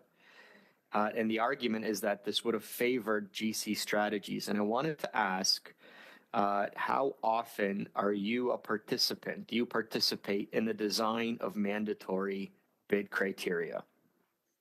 We never do. Because the Auditor General had stated and the Procurement Ombudsman that you were a participant in designing the bid criteria that may have favored GC strategies. So can you address that particular issue? What I can say and what I'm prepared to say is that the e-portal system from PSPC identified through those mandatory criteria that there were still 40 qualified vendors that could go after this. That doesn't sound like it's overly restrictive if there's 40 vendors that can go after this. But you can understand, Mr. Firth, we're concerned that a vendor is actually working with whether it's CBSA or whether it's Procurement Services Canada to design the bid itself. That seems like that's sort of inside baseball, and so I want you to address that charge, because that seems very serious to me, because it has the potential to reduce competition. Well, what I can say is that there was no bid rigging involved at all in the fourth COVID contract. Okay, one other question I wanted to ask you to clarify is my colleagues across the table often refer to GC strategies as two guys in a basement that do no work and that received $11 million in contracts. Can you clarify what is the role of a staffing agency and respond to that charge that it's two guys in a basement that do no work? Thank you. Well, first of all, it's two guys in a staffing agency, but also two business owners. So there's also the amount of work is actually doubled compared to just being an employee. We're doing security clearances, we're recruiting, we're meeting with partners, we're networking with independent subcontractors, understanding what they do. We're preparing RFPs, we're writing RFPs, we're working with all these people to contribute and do bid responses. We do invoicing. We do. I mean, that's just a few things. It's a full-time job. I mean, we're here to provide resources to the federal government again until there's the procurement's changed and they can go direct. That's our role. And you assemble the people that do the work. Is that correct? That is your job. You assemble the people that do the work. Correct.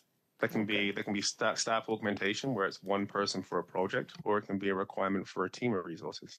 Okay, sort of like, you know, we see, for example. We're past our time, Mr. Kuzmirchuk. Okay, thank you. Thanks, Mr. Barrett. Mr. Barrett, go ahead, please. That we have a round of questions with you. It seems like there's a lot of cleanup afterwards. I have to go back to the question Ms. Block asked you. That was, who were your contacts with the government at the following departments and agencies? CBSA, Innovation, Science, Economic Development Canada, Employment and Social Development Canada. Are you telling us you don't know the answers to that question, or is your answer that you're refusing to provide us with the information that you have? Oh, not at all. Actually, I think my answer was I will provide those to you in writing after this meeting. Do you know That's the answer? Exactly what I said. My question is, do you know? know? Then provide it, I do know the answer. I will after this meeting with writing. You know, I think that you have a grave misunderstanding of how this process works, and your refusal to answer questions here is a contempt of Parliament. And so that is something that we can take up. I know it's great. You take great umbrage in the fact that that a subpoena had to be issued, and that had you not appeared today, a warrant would have been issued and you would have been arrested and brought before this committee. So you're here very much not because you want to be forthcoming. You're here only under the threat of arrest. So that's what we're dealing with and trying to get answers from you. So you'll have to excuse me if I don't believe you, sir, that you're going to bring us the answers after the cameras go off and the committee is adjourned. Because in your first back and forth that you and I had, you know, you admitted to having perjured yourself in a previous appearance at this committee. So I have to go back and talk about that again. You admitted to meeting officials in private residences, and you exposed your own lie. And so I need to know, what are the names of government officials that you have met with anywhere outside of government offices? Just the names. First of all, I want to address the first thing you said, where I don't want to be here because I want to be arrested. I don't want to be here because my family and myself and my kids have been threatened. And people feel like that's the real reason sir, I don't want to be here. The question is very straightforward. It's for a list of names. Yeah, which I'm happy to give you, and I'm admitting I will give you those within 24 hours after the testimony. I don't believe you. Did you ever meet with Philip Johnston in a private residence or any place other than a government office? I've met with Philip Johnson outside of work, yes. Where? At a pub. When? 2021. We're going to circle back to that. Have you ever met with Min Doan in a private residence or anywhere other than a government office? No, I have not. Same question. Cameron McDonald. I have met him outside of work. We heard the testimony 3 times. When and where, sir? I'm happy to provide that information in 24 hours. I don't have that in front of me. Same question.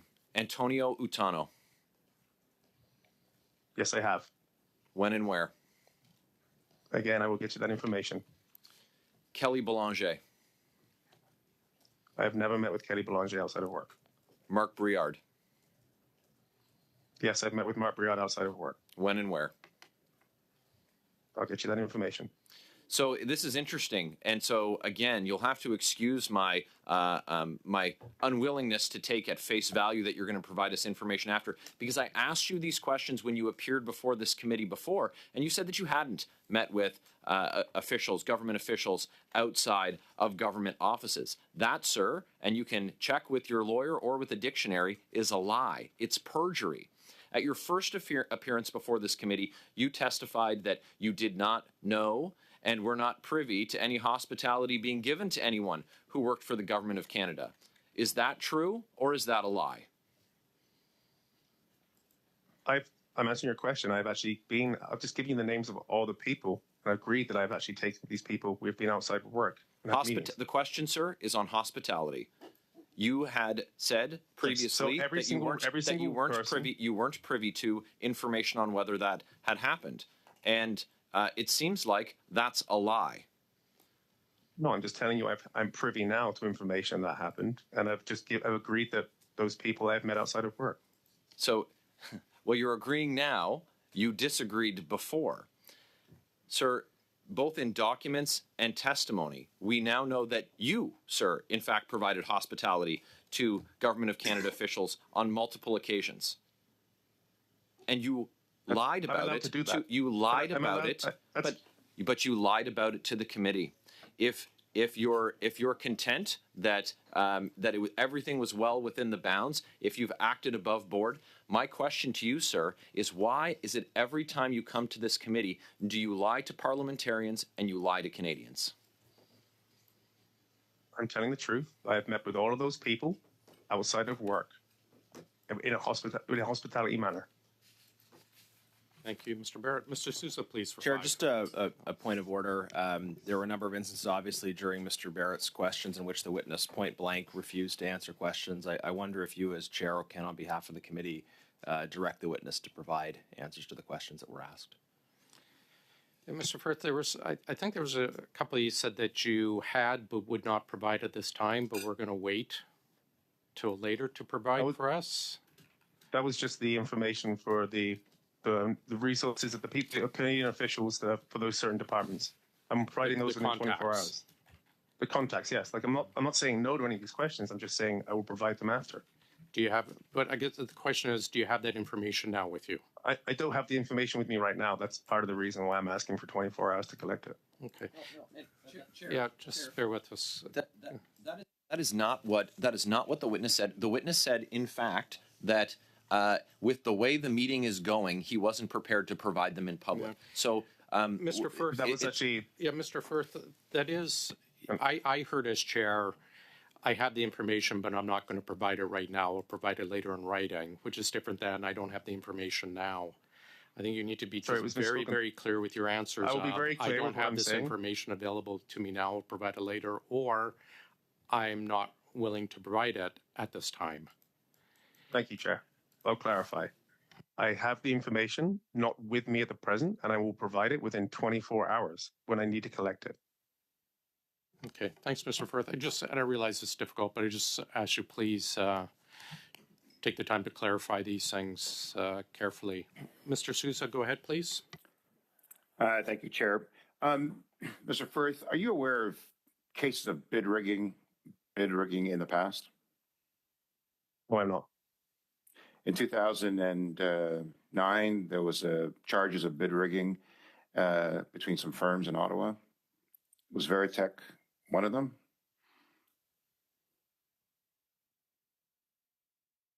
I think there was one of 5 firms, I think, with bid rigging associations. I think so. I think there's been 2 cases. I think there's a previous one with TPG as well, and I think there is another one. I think there's been 2 in all the cases. In all the time since 2003, I think there's only been 2 cases of bid rigging. And were you involved in any of those cases? No, I was not. During your time recently, have you've been approached by the Auditor General in her review? I was emailed to give comment on the pieces that involve GC strategies, which you responded to. The Ombudsman, did you receive any calls from him? No, I did not. How about Mr. Lafleur in his investigation that's ongoing? He reached out to me and actually took a nice stance of understanding while contributing to this testimony, what it's like, and he's actually sent me the questions in writing that I'm going to respond to. So you have to respond to him still? That hasn't happened? Correct. In regards to your earlier testimony around omnibuses, is this something that's in relation to what the Ombudsman talked about when it regards to bait and switch? Can you explain this? No, and an omnibus contract is usually a large one put out by a big agency like a CRA or even a CVSA. And this would be for general IT services, not specific to a technology. And it would incorporate 20 to 30 different categories and different levels of skill set. Can you explain what bait and switch is? Yeah, a bait and switch is when a vendor puts forward a bid, they win the bid, and then they'll switch them out for people that weren't on the bid to do the work. Because typically they'll get more money, or sometimes those people aren't available. Depends how long it takes to evaluate the bid. Has that happened in your case in the past? No, actually, thank you. William the Ombudsman said of the 76% of the resources that did not work on Arrive we can tell you every single person we put forward that was caught up in a task authorization worked. Nobody we had did not work on ArriveCAN, or anybody we presented did not work on ArriveCAN. When it comes to ArriveCAN, there's been this $80,000 mention in regards to the establishment, and then it ballooned. And in your case, 11 million is what you say you received. The Auditor General saying 19 million. But can you explain what's the reference to the 80,000 versus what has happened? I think that was just a proof of concept of us understanding what it would take for paper to go digital.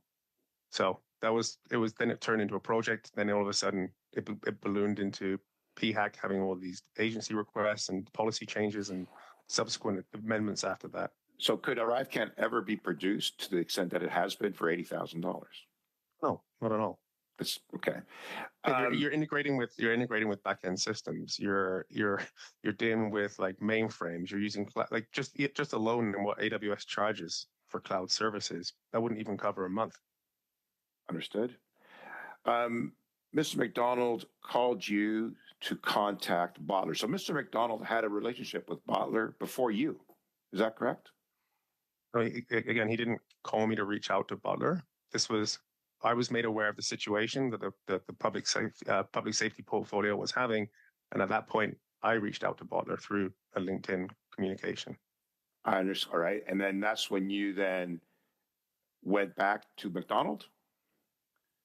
No, that was when I was working with Bottler to put together a proposal, and at that point, submitted it to the CBSA as a point of reference. But you didn't receive a contract? No, I did not. Nor did Bottler? No. And it was a pilot, but there was no completion. Is that correct? Yeah, it was actually a feasibility study. It was just to see if this would even integrate into CBSA and whether it would be adopted. My understanding was that the first two components were done, which was what they were paid on. It was the second and third part that was never asked for.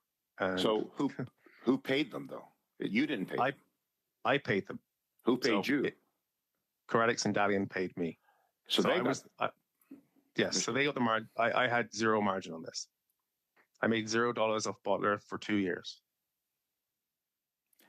And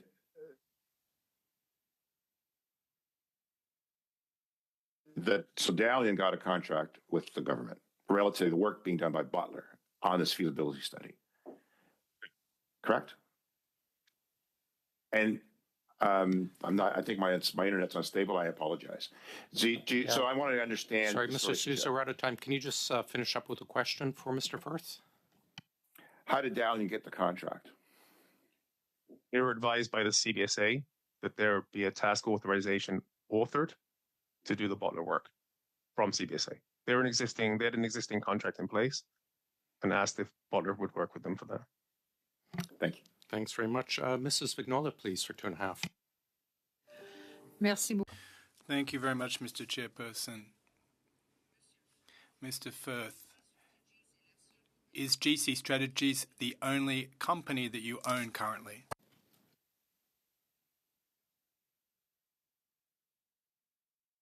Sorry, GC Strategies is the only company that services the federal government, correct? OK, donc il y a d'autres compagnies, mais qui ne... So you own other companies, but not companies that deal with the federal government. Now, the amounts received. We read in the newspapers that there was a company that used tax havens. Is that part of your personal values to rely on tax havens? Sorry, I don't rely on tax havens. The other company that I own that's in there, I think, was something in 2004, which is a venture that started about doing car detailing. It wasn't a offshore account or tax haven. En 2018, In 2018,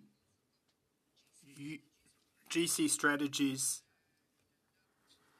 released a memo stating that it was associated with a gentleman who was currently a senator at the time, Senator White. In what context did you have dealings with Mr. White, the senator, and not Mr. White, your partner? We were introduced to Conservative Senator Vern White at a social event, and at that point he was in the Senate. He was a retired chief of police from City of Ottawa, and I think deputy commissioner of RCMP. We were looking at doing some work in the municipalities for Durham and a few others, and he was interested in helping us get some contacts in there. He was never on retainer. He was never paid. We never actually got a contract through Mr. White. He was just more of a strategic advisor when it came to policing and public safety.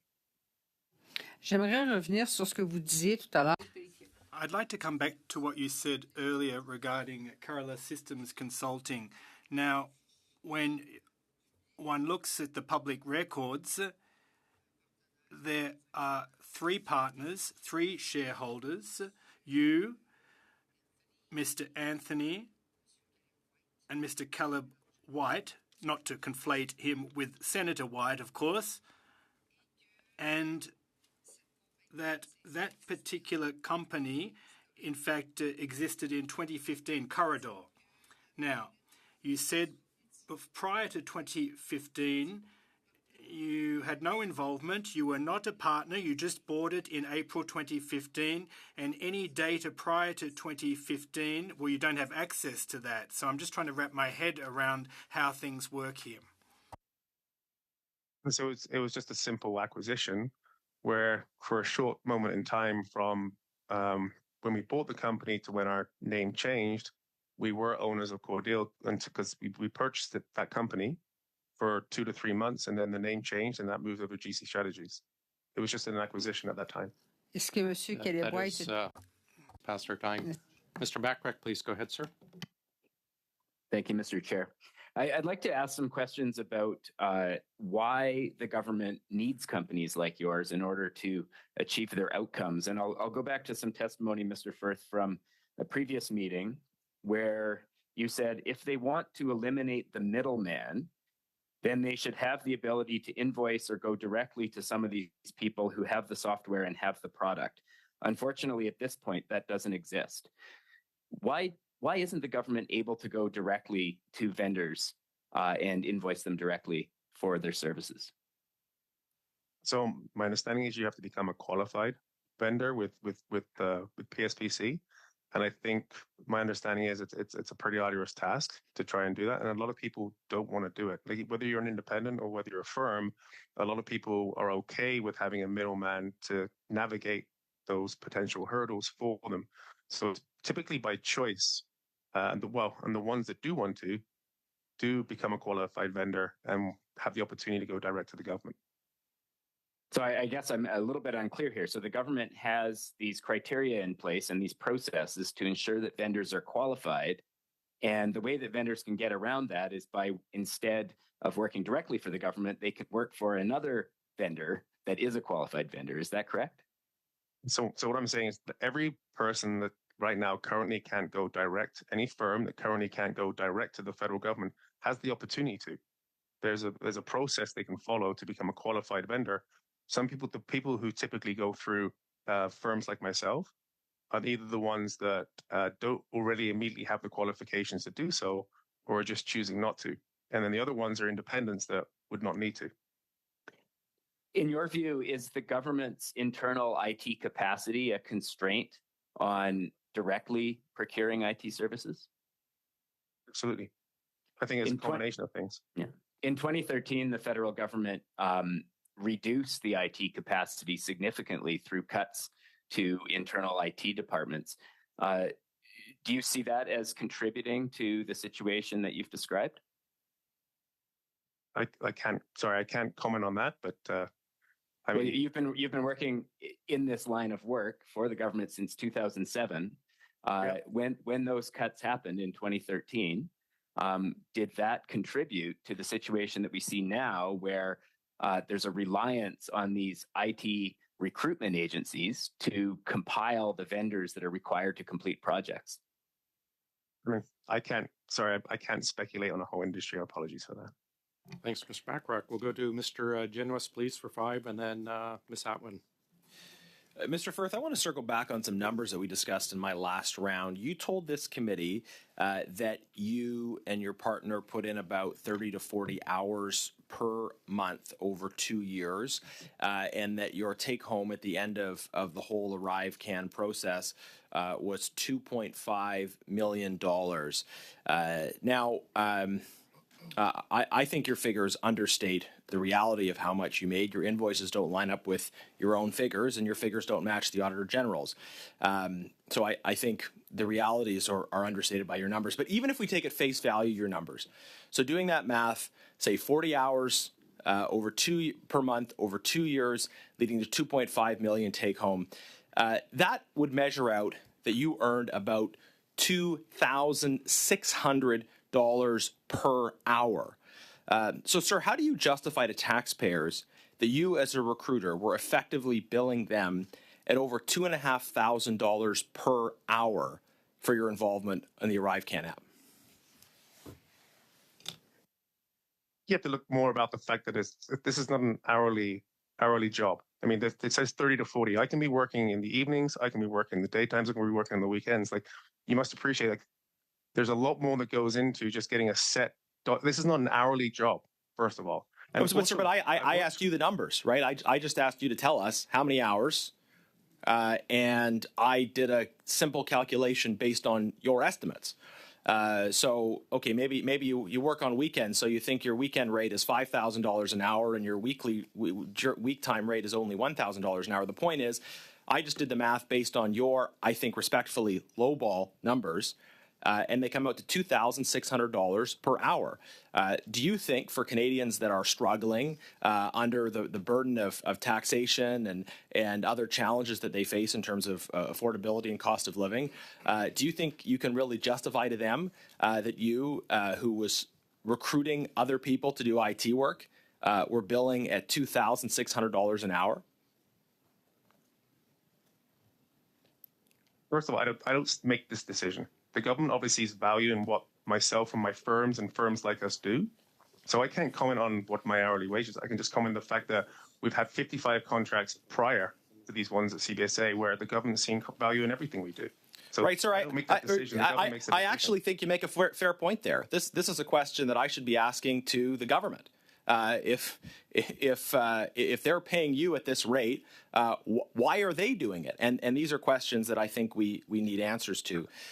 Sir, I want to ask you about Dalian's role in this deal. We found out some very striking things about Dalian recently.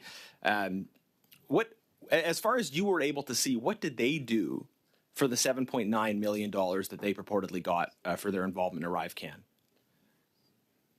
I'm sorry, I had no interactions during ArriveCAN. They had their own contract, and I had my own. I didn't have any interactions with them. Did you have any discussions with them before or after the bid? No, not at all. They were not part of they were not part of any of the three. You're telling us you never discussed or the ArriveCAN work with Dalian. Oh, no. Oh, you did discuss it. Sorry, go ahead. Did you or didn't you? No, we've spoken about mobile application work. We've never spoken about contracts. Never spoken about ArriveCAN specific. It may have been mobile work. Sir, applications. Did you or did you not have discussions with Dalian about the ArriveCAN project, the contracts, the work that was done, anything to do with ArriveCAN? We'd have had conversations, but way after the contracts were awarded. This was nothing to do with back and forth before any contract. Okay, so do you know what they actually did? I was not part of their contract. I was not working with them. Like, they were completely siloed doing their work, and I was siloed doing my work. But you had conversations with them, maybe not, but after the fact. We never had conversations prior to ArriveCAN contract awards. We speak. Sir, I have one more question. This is respectfully getting nowhere. My colleague asked you that the Auditor General found that GC Strategies were involved in the development of a contract from the Government of Canada valued at $2.5 million for your firm received in May 2022, that you were involved in the development of that contract. Could you please tell us, sir, who did you communicate with the Government of Canada for the contract received in May 2022. We want the names, and I would ask you to answer that question. I would ask the chair to put that question to you on behalf of the committee and insist on an answer. And an answer right now. Are you clear on the question, Mr. Firth? I am. And again, I'm standing strong with what I've said before. This is being pushed by the committee to put all these allegations up against me and my firm to the RCMP. And at this point, if there's an ongoing investigation, I'm not prepared to comment on it right now. Just on a point of order. What you think my motivations are for asking the question is not at all germane. I'd like the chair to put the question to you, and you have an obligation to answer it, whether you want to or not, because of the rules that apply to Parliament, to its committees, and to witnesses who come before it. So, Mr. Chair, could you put that question and insist on the answer? We would appreciate an answer, and the fact that you've stated yourself you have not been, or GC or your partner have not been contacted by the RCMP, leads me to believe perhaps they're not going down that path with you. So I think the committee and taxpayers would appreciate a response to Mr. Genuis. Appreciate the question there, Chair, but the truth is, I mean, what's being reported on Twitter, and as a result of some things that are said here in this committee, and the fact that it was pushed by most of the committee members, with everybody that's coming forth of this, to push all information to the RCMP, I have to assume that that actually is happening. And even PSPC and the Auditor General have said they've moved their information over there. Right, but and again, and I'm sorry to interfere, Mr. Genuis, or intervene, but you've stated yourself they haven't started anything with GC. I'd hate to ask for not be able to get to any responses based on a supposition that they may one day. I think it's a fair question. Would you please provide an answer? Would you mind if I just take 2 seconds with my lawyer, please? Of course. Just turn off your mic, please. Thanks.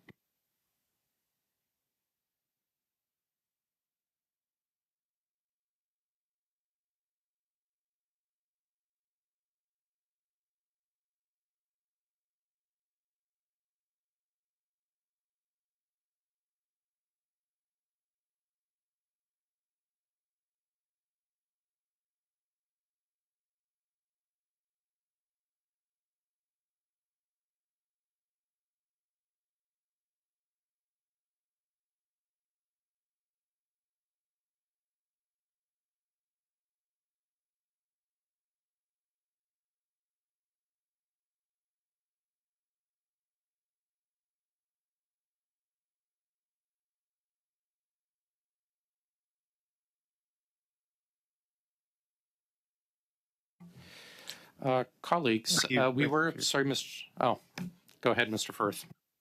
Sorry, thank you. Again, I really appreciate the opportunity, Chair, that you've laid it out clearly, but at this point, we're still remaining with our stance of there possibly being a pending RCMP investigation. I will advise you, as I'm sure you're aware, you do have parliamentary privilege, which would allow you the right to speak, but I understand. I'll let my colleagues who brought up the question pursue it a different way. We have Miss Atwin for 5, and then we will take our second suspension. Go ahead, Miss Atwin, please. Thank you, Mr. Chair. Mr. Firth, in my previous questions, I asked about the government tracking your performance, and you mentioned that there were quarterly reports. Have you previously been asked to present these to committee? No, I have not. Could you please do so? I'd be interested in seeing those. Absolutely. Absolutely. Also, you mentioned not being fully aware of what the allegations of Bottler AI against you.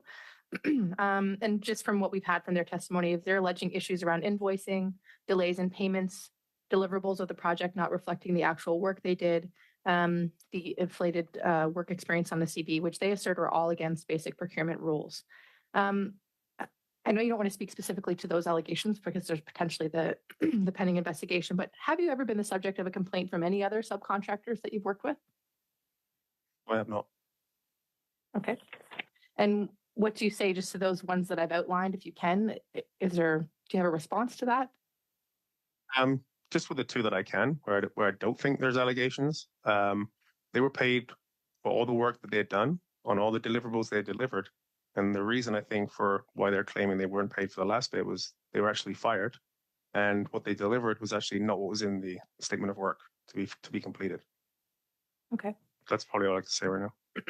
And you mentioned also that that Galleon and Cordex were siloed during this time, and you didn't have interactions regarding the ArriveCan app.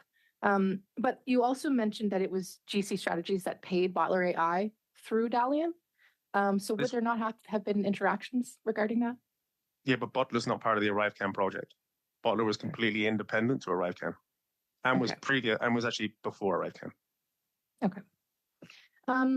And I mean, we've mentioned a bit about how journalists have been following this very closely. There's been many published articles on this. Have you spoken to any journalists? No, I have not.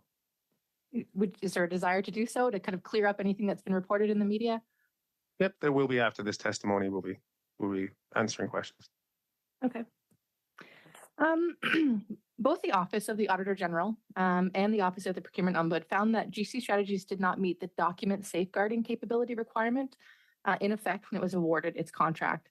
To the best of your knowledge, how did GC Strategies manage to be awarded a contract without meeting the security requirement? So actually going to quote something that was actually clarified by PSBC in the last testimony, where PSBC clarified that a distinction needed to be made between a security clearance of an organization or staff member and the capacity requested by an organization. It is not necessary for an organization to have that capacity at the time of contract award. It is normal that a contract will be awarded without that capacity being pre-verified, but contract security, otherwise there is an amendment to withdraw that requirement as it's not necessary, and that's what happened for us in our contract. And so, as part of this contract, did GC Strategies and/or its resources ever have access to classified data or information without having been properly screened? Yes, so everybody gets screened by the PSBC, and then secondly, they get screened by CBSA specific. There's every CBSA person has to get screened twice. Okay. So also in the Office of Procurement Ombud's report, so there was the assessment worksheets for resources added through task authorizations under a contract awarded to GC Strategies stood out from the others. For this contract valued at $25.3 million, there were 42 task authorizations. The OPO found assessment worksheets for resources on 6 of the 42 task authorizations issued under this contract. It did not demonstrate the proposed resource met mandatory criteria or support points awarded for point-rated criteria. There were numerous examples where the supplier had simply copied and pasted requirements from mandatory and point-rated criteria as project experience for the resource. Is it standard practice for suppliers to copy and paste requirements from mandatory and point-rated criteria as project experience on their proposed resources? So what was the number there for which number did you refer for the OPO? So 16 out of the 42. Okay. Yeah, so firstly, that's actually incorrect, that statement. We've actually gone through and reviewed all the resumes and the evaluation grids that would have been supported those 42 task authorizations. And we've identified there as bullet points in the resources resumes that clearly show this experience was outside the supposed cut and paste. Again, that number 16 was drastically inaccurate compared to what we've gone through for our evidence. And secondly, the TA stage, you have to appreciate it's business one, right? So every time this opportunity for CBSA to evaluate this, but even more clearly, at that point, they can either choose to accept or not accept the resource. But all of those people on the 42 task authorizations that currently worked there before. So again, I hope that answers your question. Yep, well, thank you. So in your view, were the government's resource criteria for ArriveCan work realistic and reasonable? Yeah, they did the e-portal review and there was fully qualified vendors who could work on that. Thank you very much. That is our time, colleagues. We will suspend for about 5 minutes.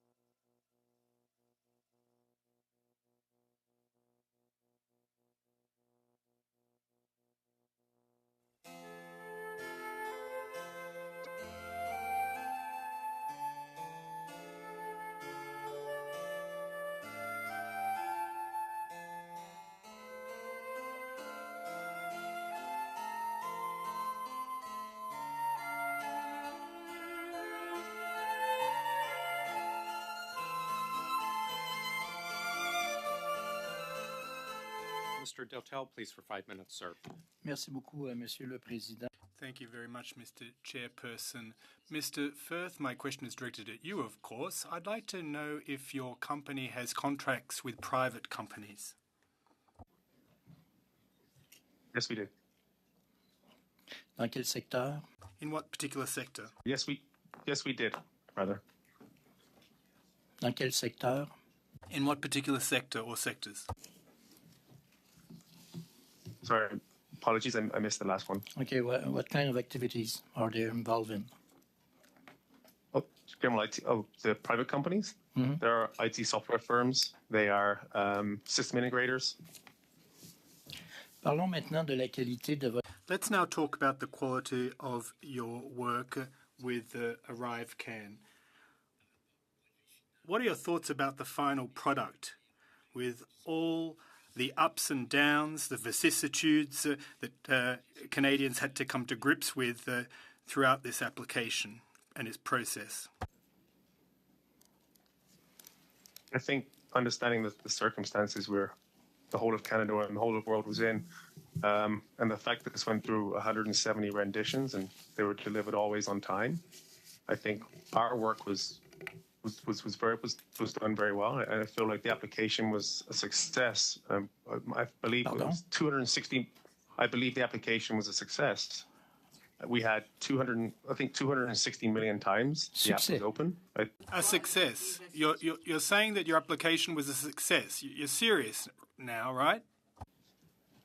I think it did exactly what it was supposed to. It was to help open the borders. It was help to streamline the process. It was to be a low touch application. I think if you look at those, there was a moving target. There was PHAC was sending out new policies every month or so. Okay, Monsieur Firth, qu'est-ce que vous avez à dire? Mr. Firth, what do you have to say to the over 10,000 people who have joined a class action lawsuit because your app led them to be subjected to a quarantine that they weren't supposed to be subjected to? What are your thoughts on that? I mean, I think it's very unfortunate for those 10,000 people, but I cannot comment on things that happen within the application. Pardon? I provide the resources. Monsieur, un instant, là. Vous êtes... Hold on a sec. Hold on a sec. You said that it was a success. And yet, thousands of Canadians were affected in this way. Over 10,000 Canadians have filed a class action against your app because your app led to a quarantine that they should never have been subjected to. So why are you washing your hands of this and passing the buck? I'm sorry, I really have no comment on this. That's not my line of expertise. Incroyable. Unbelievable. If it's not your bailiwick or expertise, whose is it if it's not yours? We were not involved in the architecture. You understand this project was derived and project managed by the CBSA. Mon Dieu. My God. How are you going to tell these over 10,000 people that you raked in profits of millions of dollars with this application? Is it really worth $2.5 million in windfalls? We're talking about 10,000 people who were quarantined that never should have been because of your app.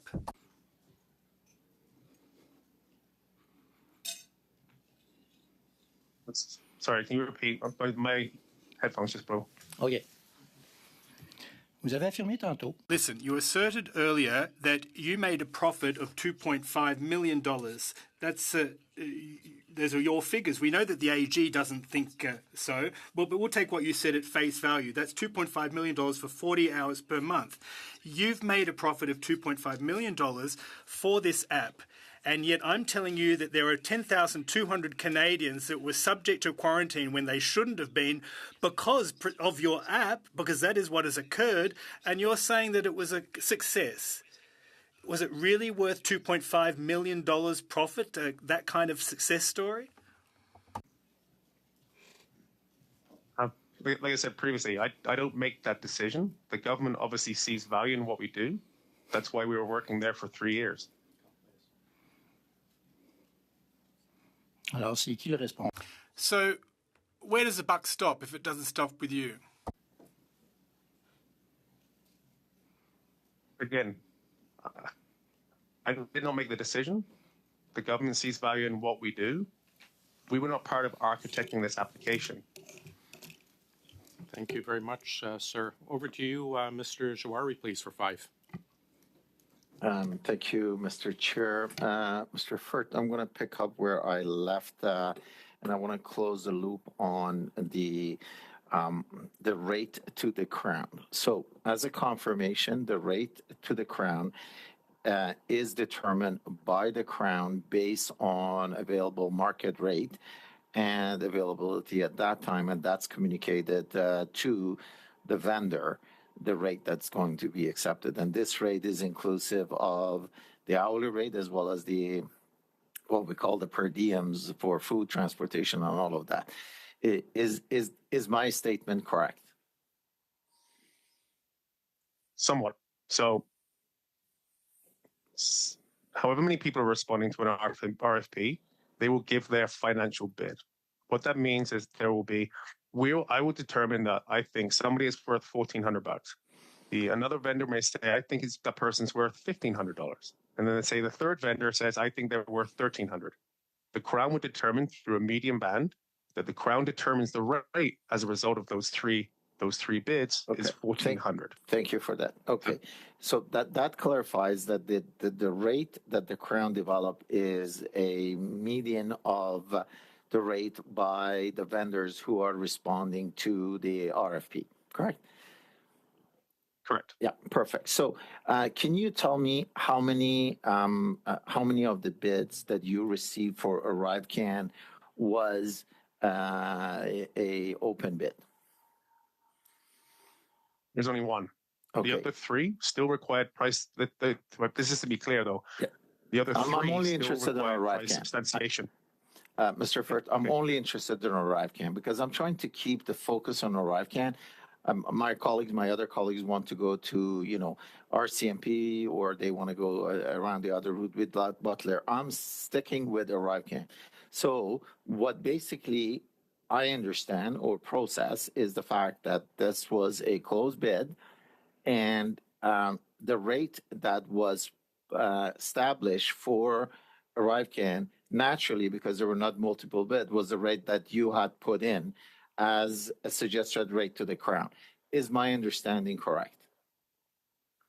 Correct. But there was also price substantiation that had to be provided. What they did for that, the PSPC requested that I provide 4 other competitive bids that have similar categories and rates. So how they determined that way, there's actually going off 4 different other competitive contracts that determine what the median was. So there was price substantiation. Although there were sole source contracts, they still had to be price substantiated. Okay. So to prove value to the Crown. Okay. Now, and off of that, I don't understand. The Crown asks you to provide 4 others rather than them going and finding 4 others, and then they looking at the medium. That I don't still understand, and I don't think that's the right way of doing it. That's basically I consider as a conflict of interest. Now, let's go back to the number of RFPs. How many RFP have you responded to the government since 2015 that you have managed to secure between 60 to 65 contracts? Oh, how many? 100 and 190, 200? So you, of the 200 or 190 RFP that you've responded, you've secured 60, correct? So 60, sorry, go ahead. Sorry, well, if you look through the contract list, there's other ones which are 25K sole sources. Yeah, I understand. So my question was, how many RFP have you bid? Because I'm trying to figure out your success rate. So if your success rate is 100%, then I like to question that. If your success rate is 30%, I like to say, okay, reasonable. What is your success rate as far as securing government contract among those you call, among those that you have bid on, that you've secured 60 to 65? 15%. So 15% of the contracts you've managed to secure 15% of the contracts that you have bid as part of the RFP. So 60 to 65 contract represent 15% of the contract that you bid, and Again, you have won. 65 would be closer probably to 50, because again, some of those ones are $25,000 sole sources, which were directed, like they were closed bids. So the ones which are open for competitive processes, about 15%. 15%. Okay. Thank you. I'm sorry, Chair, that's how your much? time. Okay. Yeah, a couple of seconds pass. Thanks. Mrs. Vignola for 2.5, please. Merci beaucoup. Thank you very much. Mr. Firth,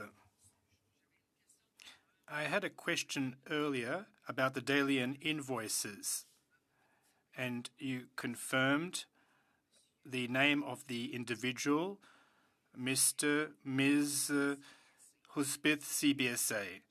Now, should it be my understanding that that individual was working for you as a subcontractor and at the same time was wearing another hat working for CBSA during the same period? I think he was working for me as a subcontractor to CBSA. It's the same thing. OK, donc il travaillait comme sous-contractant. So he was a subcontractor for CBSA as the same time as being a subcontractor for you in relation to matters concerning CBSA? Is that correct?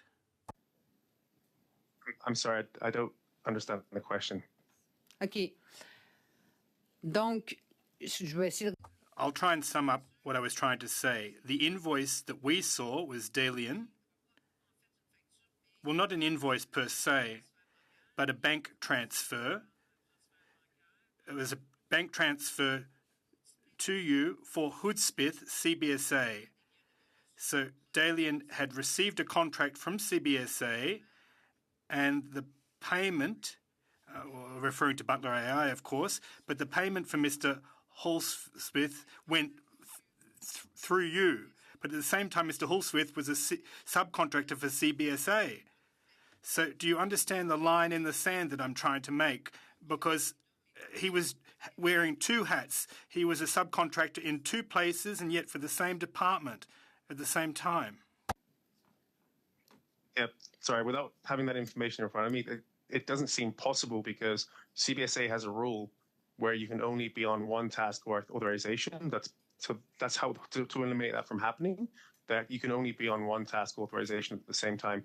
The only thing I could think of that could have happened was maybe there's a delay in billing, but again, CBSA are pretty good. They make sure that there's only ever one person, their name's on one task authorization. Donc, une autre chose à vérifier, un autre... So, one more thing to check. That individual was thereafter transferred to the Public Health Agency of Canada. So there was a transfer that occurred, but that was only by way of chance. Correct, please, for 2.5, sir.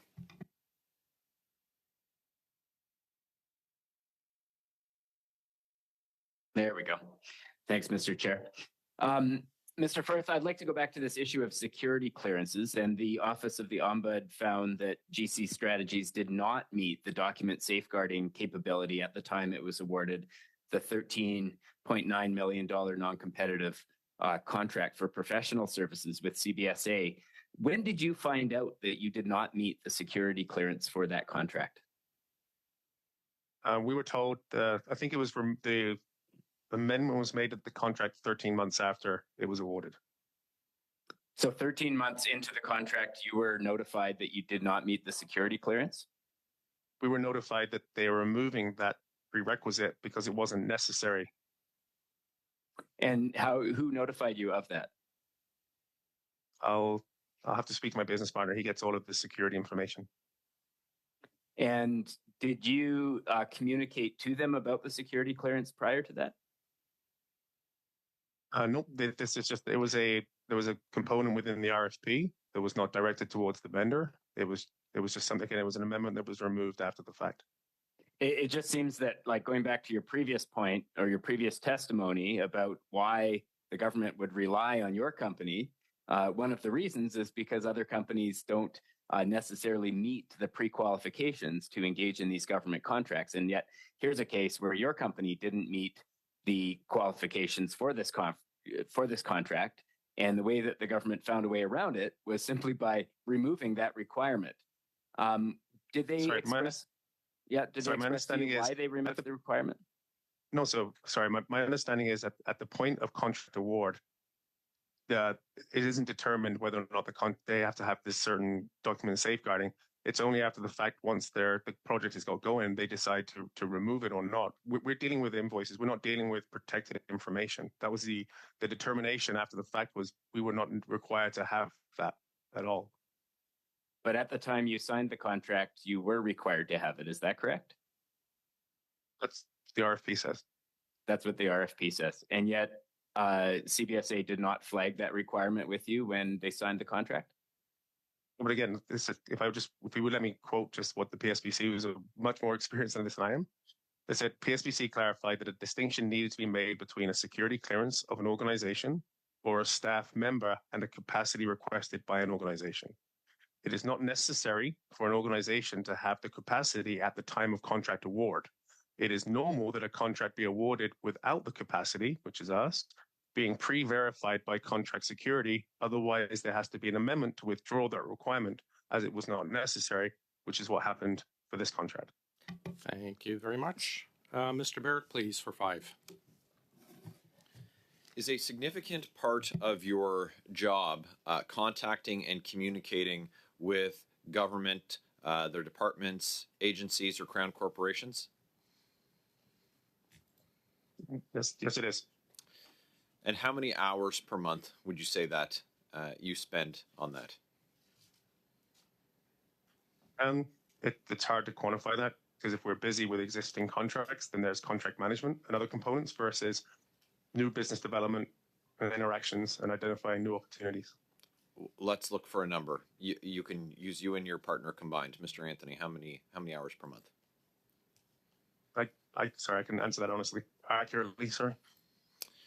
Is it more than 80? Yes, per month, for sure. More than 80 per month. Okay. Is it more than 100? I can't quantify. I'm just giving you an answer of 80. More than 80. So do you also that includes proactively making the government aware of the services that you offer? Again, sorry, it depends. It depends on whether or not we are. With ArriveCam, there was not 80 hours of meeting and proposing and getting new business, because we were managing 100 resources at that time. Are you registered? So it varies. Are you registered to lobby? No, I'm not, because we do not charge a fee. As an owner of GC Strategies, you obviously have control over your company's website. You were here 16 months ago as part of the Arrive scam inquiry, and I asked you in October 2022 to provide names of senior government officials that offer glowing endorsements for you on your website. I want to read some of those because you haven't had a chance over the last 16 months, I guess, to furnish us with that information. Here's one for you. I think they are first and foremost are a taxpayer. They, GC Strategy, see the bigger picture and do not chase the quick sale. I think they are first and foremost are a taxpayer and see efficiency and getting the best value for government. That's the Chief Data Officer of the public sector. Who was that? What's their name? So first of all, apologies for not getting that information to you. I thought I had. I mean, I sent hundreds of pages at that date, and I'm more than happy to give you that information in writing. Okay, let's be serious, sir. You've had 16 months, and so you want us to believe that you're going to provide us with that information now that you've been asked again. Government of Canada senior executive said, quote, GC Strategies listen and try to find solutions to my problem versus selling me a solution to a problem I've never had. Who was that person? So I'm sorry, you can ask me the 3 or 4 that are on there, and my answer is going to be the same. I will get you that information. I promise you that. I thought I'd sent it over 16 months ago. Let me be very clear that in the Arrive scam, there are all kinds of players who play all kinds of different roles, and you've demonstrated yourself to be a liar. You've lied before a parliamentary committee on multiple occasions. You even undertook to provide to me this information 16 months ago. You and I had this exchange. And now you're here, and the only reason you came was because you were threatened to be arrested, and you've come virtually, and now your undertaking is to provide the information you promise, cross your heart, that you're going to do it this time, but you couldn't do it before. It strains reason and certainly demonstrates that you don't have any credibility when it comes to the questions that we ask, and which leaves me to wonder what I should even bother asking you, because I can't believe anything that you're going to say. Will you provide us with those names right now? You obviously know who the VP of a major crown corporation was who appears on your website. The Chief Information Officer for the Government of Canada. What was the name? You know. I said previously, I will give you these information. No, sir. I do not accept that. You will provide this committee with a name. You told us 16 months. You've had 16 months. You've had 16 months to do it. And this is your opportunity now to demonstrate that you are true to your word. So are you going to make that demonstration, or are you going to prove what we know to be true, and that's that you're not honest? Like I said, I appreciate the question. I will give you the answers. Yet your appreciation for the question isn't the reason that I asked it. Okay. I'm looking for the information. Okay. I said I would give you the information. Yeah, you also said that 16 months ago. Sir, it is not just contempt of Parliament, but it's contemptuous to Canadians. They are lined up at food banks in record numbers, and you are raking in millions of dollars off the backs of Canadians. And then when you're called to provide even just the smallest bit of accountability, you laugh in Canadians' face. And it's disgusting, to be clear. And well, we'll see if you do in fact provide those names finally this time. But after 16 months, I certainly don't believe you, and neither can Canadians. Thanks. That is our time. Mr. Firth, you're welcome to offer a quick response. Otherwise, we'll go to Mr. Kuzmichuk. Mr. Firth, did you want to respond to that? Okay. Mr. Kuzmichuk, please. The floor is yours for 5 minutes, sir.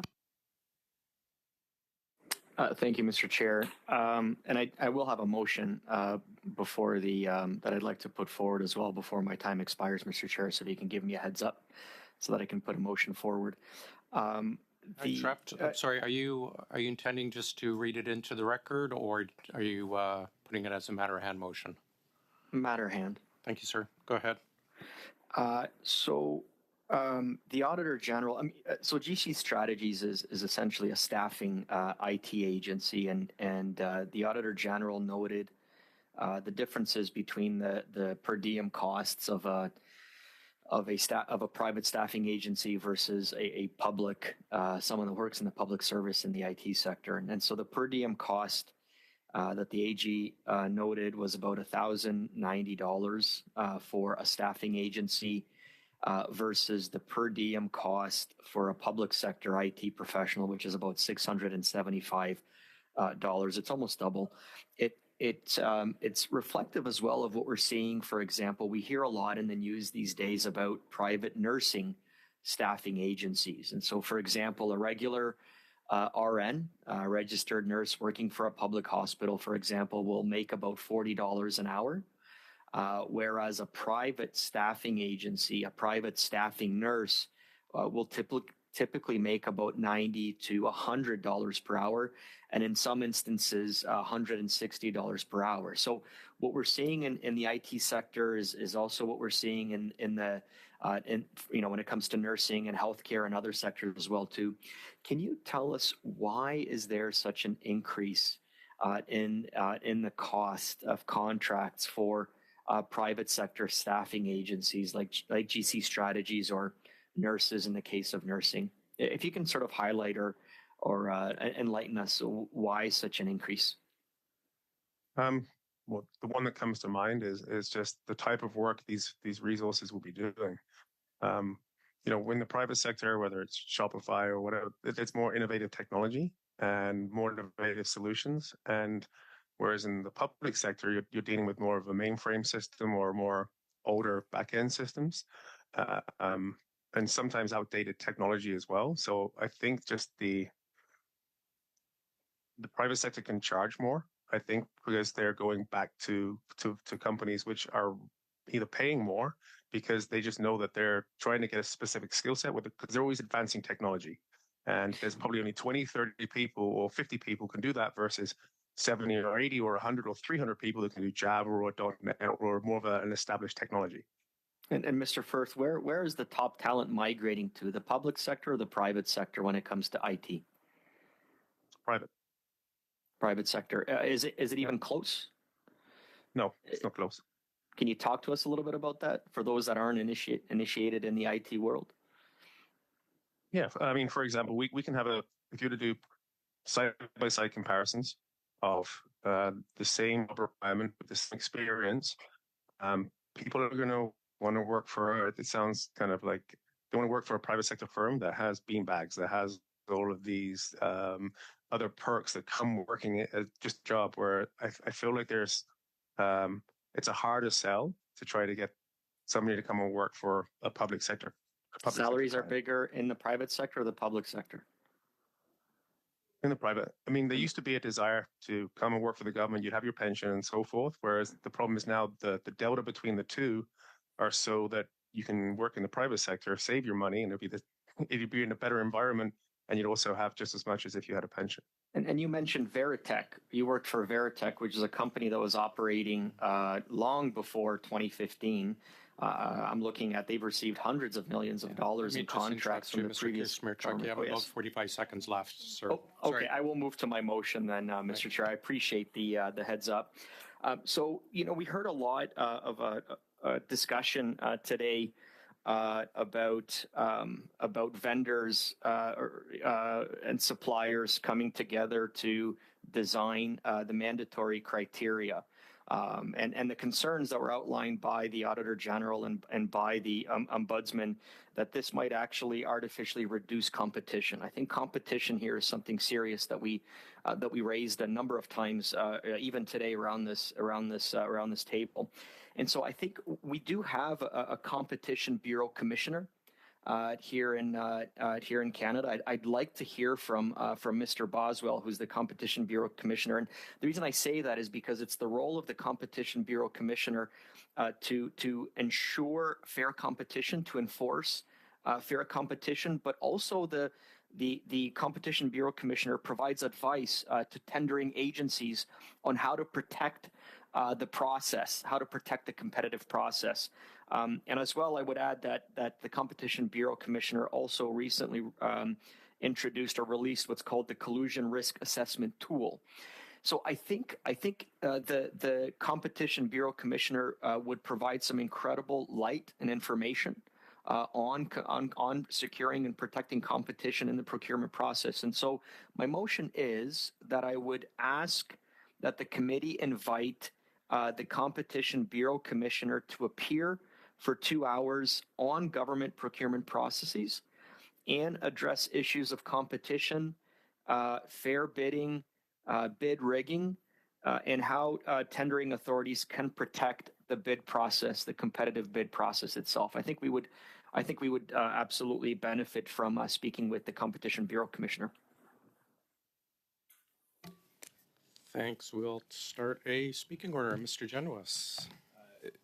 Chair, I think there's unanimous support for this motion, and I don't want to take time away from our limited time for witness. So I think if you put the question now, you'll find there's unanimous support for this, and we can just move on. I think we were at that point before your intervention. Thank you.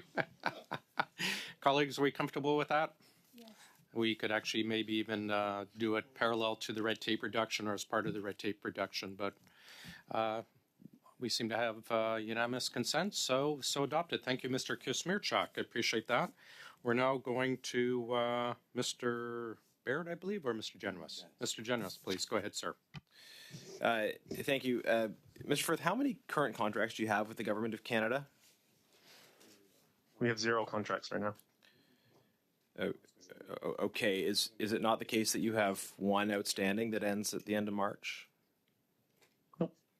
That was cancelled. The resources were pulled off the project. Okay. And this is because you've been suspended from getting certain kinds of contracts with the government, correct? Suspended but not outright banned. Is that accurate? Correct. We've been suspended.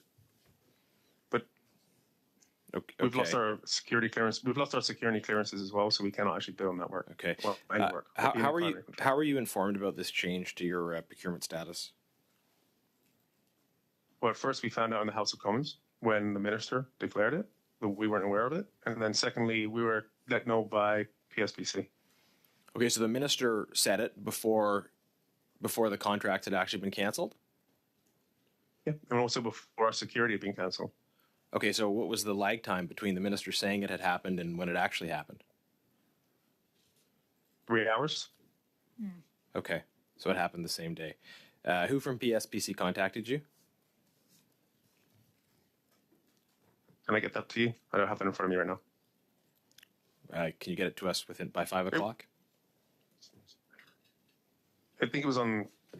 Yes, by 5 o'clock. Yes. Okay. Were you contacted by any other departments?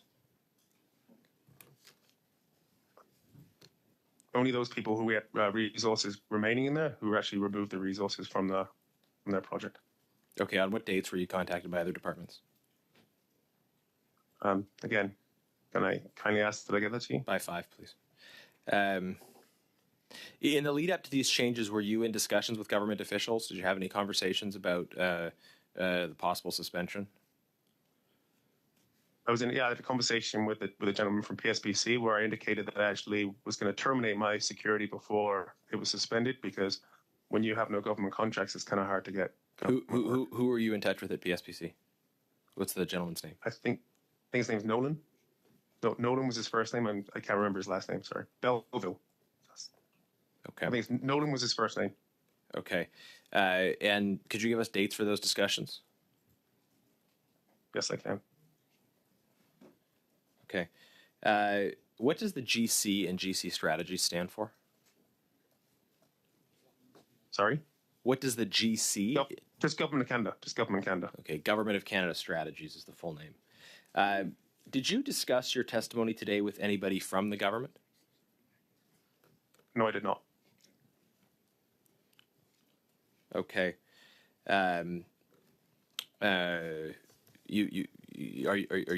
You'll confirm that, and we'll be able that you didn't just have any discussions with anyone. I can confirm that. Okay. Sir, I want to give you one more chance to answer the question that I asked previously. I think you should understand and appreciate the powers that Parliament has and the critical role that Parliament has in getting information from Canadians. And you may not like the criticism that entails, that sometimes flows from it, but we have a responsibility to stand up for taxpayers, and that includes being able to fulfill our functions as parliamentarians. So can you provide the names of the officials who you met with that I had previously requested for the contract where you sat down with government officials and worked out the terms of that contract? Can you provide the names of who you met with?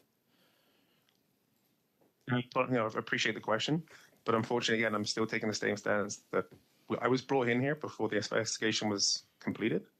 And all assumptions is the RCMP has every allegation that's surrounding this. So at that point, I cannot interject. Sir, have you been briefed by your lawyer on the constitutional principle of the supremacy of Parliament, the rights that parliamentary committees have when it comes to requesting information, the fundamental powers that in a democracy the legislature has to have? Have you been briefed on these issues? And if you have, then why do you persist in just disregarding those requirements? I appreciate the question. So, unfortunately, I can't comment on that. But the conversations between myself and my lawyer are privileged.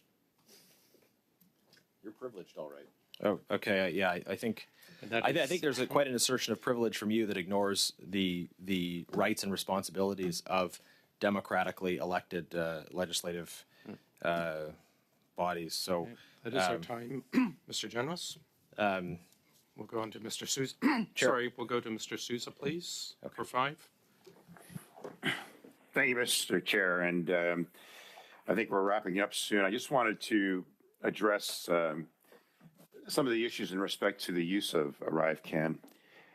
And I know, Mr. Firth, this is not necessarily under your responsibility, and you made that clear in terms of the actual engagement or the final use of the product, but how many Canadians use the application that you were involved with? Do you have a sense? Enough numbers where the actual application itself was opened 260 million times, and it's being used by around 40 million people. And there were some that were detained inappropriately, I understand. I was one of them, in fact. And but that number is, I think someone quoted 10,000. Is that right? That's my belief, yeah. But it's been applied, it's been used, and quite extensively, as you just so noted. And in the development of this product, it seems to be assumed that you're the sole provider. But can you advise the public that's watching how many contractors were actually part of the development of the ArriveCAN application? I think the number the AG threw out was around 19 different other firms, different vendors. And then the other issue is the expertise and the skill set within the civil service to provide this application.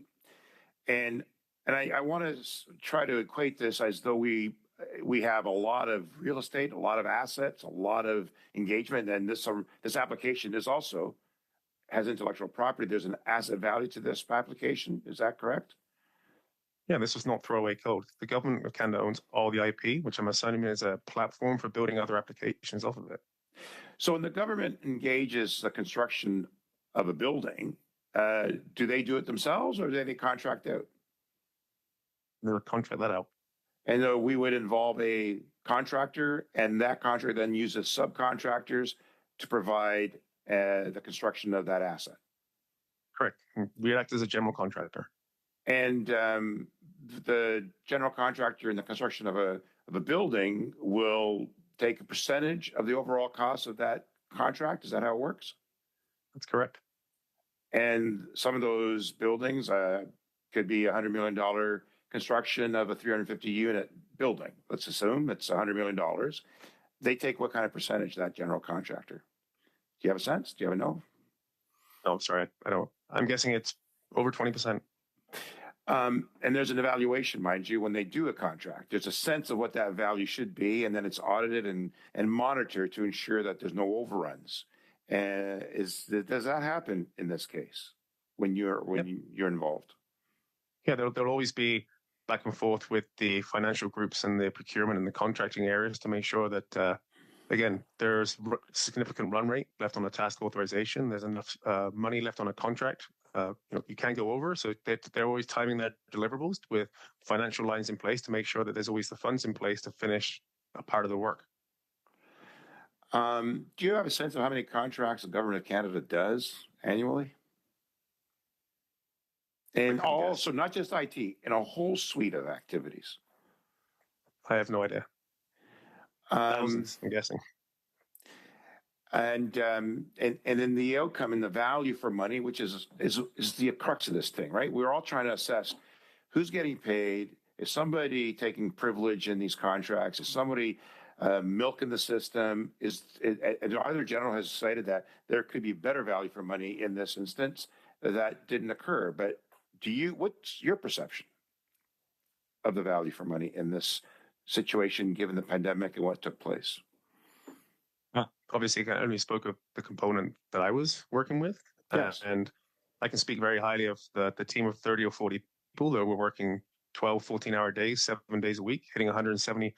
I mean, I challenge anybody to put that much effort in. The prices were substantiated by the rate, so by the Crown, sorry. And I mean, I think the team that was put forward did a great job. And during that process, you had interaction, presumably, with the employer, the buyer, to verify the consequence of what you were doing, correct? Is that correct? Yeah, we submit monthly invoices. We don't get a check up front. And any time those invoices can be rejected or timesheets can be rejected, but the fact that they were approved every single month for 27 to 36 months told us we were doing a good job. You guys wouldn't have paid otherwise. And you were a verified contractor long before Arrivecam and long before the Liberal government was in power. Is that correct? Yeah, just not a GC strategy. As an individual. PSBC identified us before the first COVID contract as a vendor of good record. Great. Thanks, Mr. Sousa. Mrs. Vignola for 2.5, please. Merci beaucoup, Monsieur. Thank you very much, Mr. Chairperson. Mr. Firth, we find ourselves in a situation here where we need IT technologists and specialists, and increasingly so, and AI isn't the silver bullet. So about 10, 12 or so years ago, the Harper government made cutbacks to IT specialists and their ranks by saying, well, since there aren't any projects, why pay them? So you're a consultant, and I imagine you can respond to this issue, whether it be a government or a company, to have specialized IT experts under their employ. In 2024, would they be paid to do nothing? Is that even remotely possible in 2024? I think it would be hard for the government to sustain a bench of resources with very specific skill sets. I think it would be an undertaking that would be A, hard to find the people, B, make them want to stay in one position. People like being consultants because they can bump around. And I think the model is something between what we have now and what's currently in place, is where you get your hired guns, you bring them in for a project and then let them go. I mean, otherwise you have unions involved and you have benches of resources sat doing nothing. So I think there is a place for contractors to continue doing. Il serait impossible. So it would be impossible that one would have IT resources who would work full-time. That doesn't exist anywhere in the world, eh? I see. Well. Now, that said, the only way that I see this playing out is to have departments that are au fait with the procurement process and know how to manage it properly. Now, if you take a step back from this current situation, as difficult as that might be,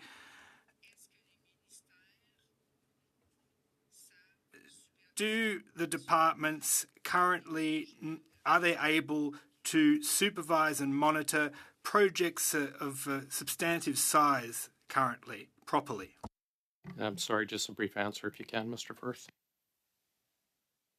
You can.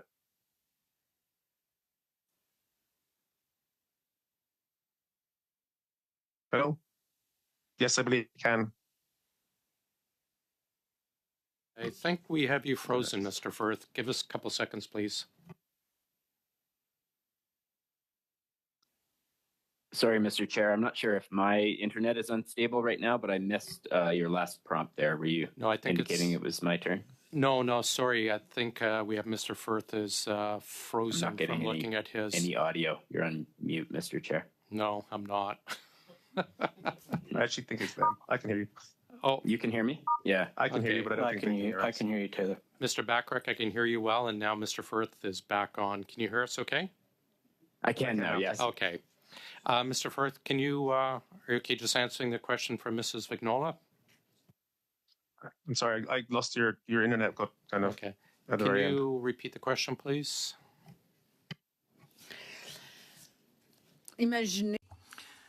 Now, imagine you took a step back from the situation and you had observed what has gone on, and that the record management and the management of procurement, it's of course the bailiwick of the department. Do you believe that that management, that oversight, that monitoring of procurement files and contracts is sound? Or is there room for improvement to avoid the kinds of situations that we're coming to grips with today? Obviously, I can't speak for every department, but these last 18 months has said that I think CBSA needs some work. Thank you very much. Mr. Backrack, now it is your time. Go ahead, sir. Thank you, Mr. Chair. I'm going to use my time, Mr. Chair, to move a motion arising from this study on ArriveCan. So I will move that in light of the recent finding that Dalian Enterprises received $7.9 million in funding for its work on ArriveCan while CEO David Yao was an employee of the Department of National Defense. The committee call on Mr. Yao, as well as the following senior officials from the Department of National Defense: Minister of National Defense Bill Blair, Deputy Minister of National Defense Bill Matthews, Associate Deputy Minister Material Troy Crosby, and Assistant Deputy Minister Human Resources Isabel DeMartis, to appear before committee no later than April 1st, 2024 for no less than 2 hours of testimony. And I believe my staff can make that available in writing to the committee.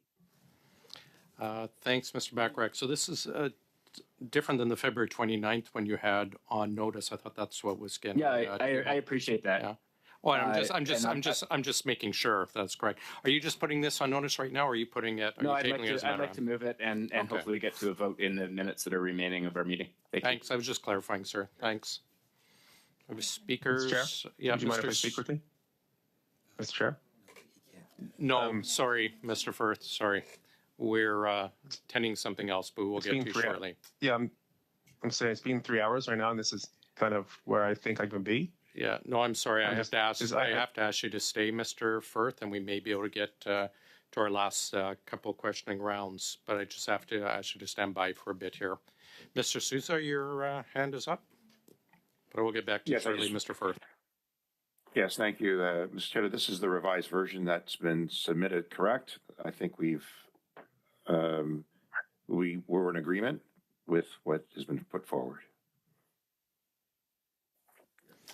Perfect. So we're all in agreement then, colleagues? Wonderful. So adopted.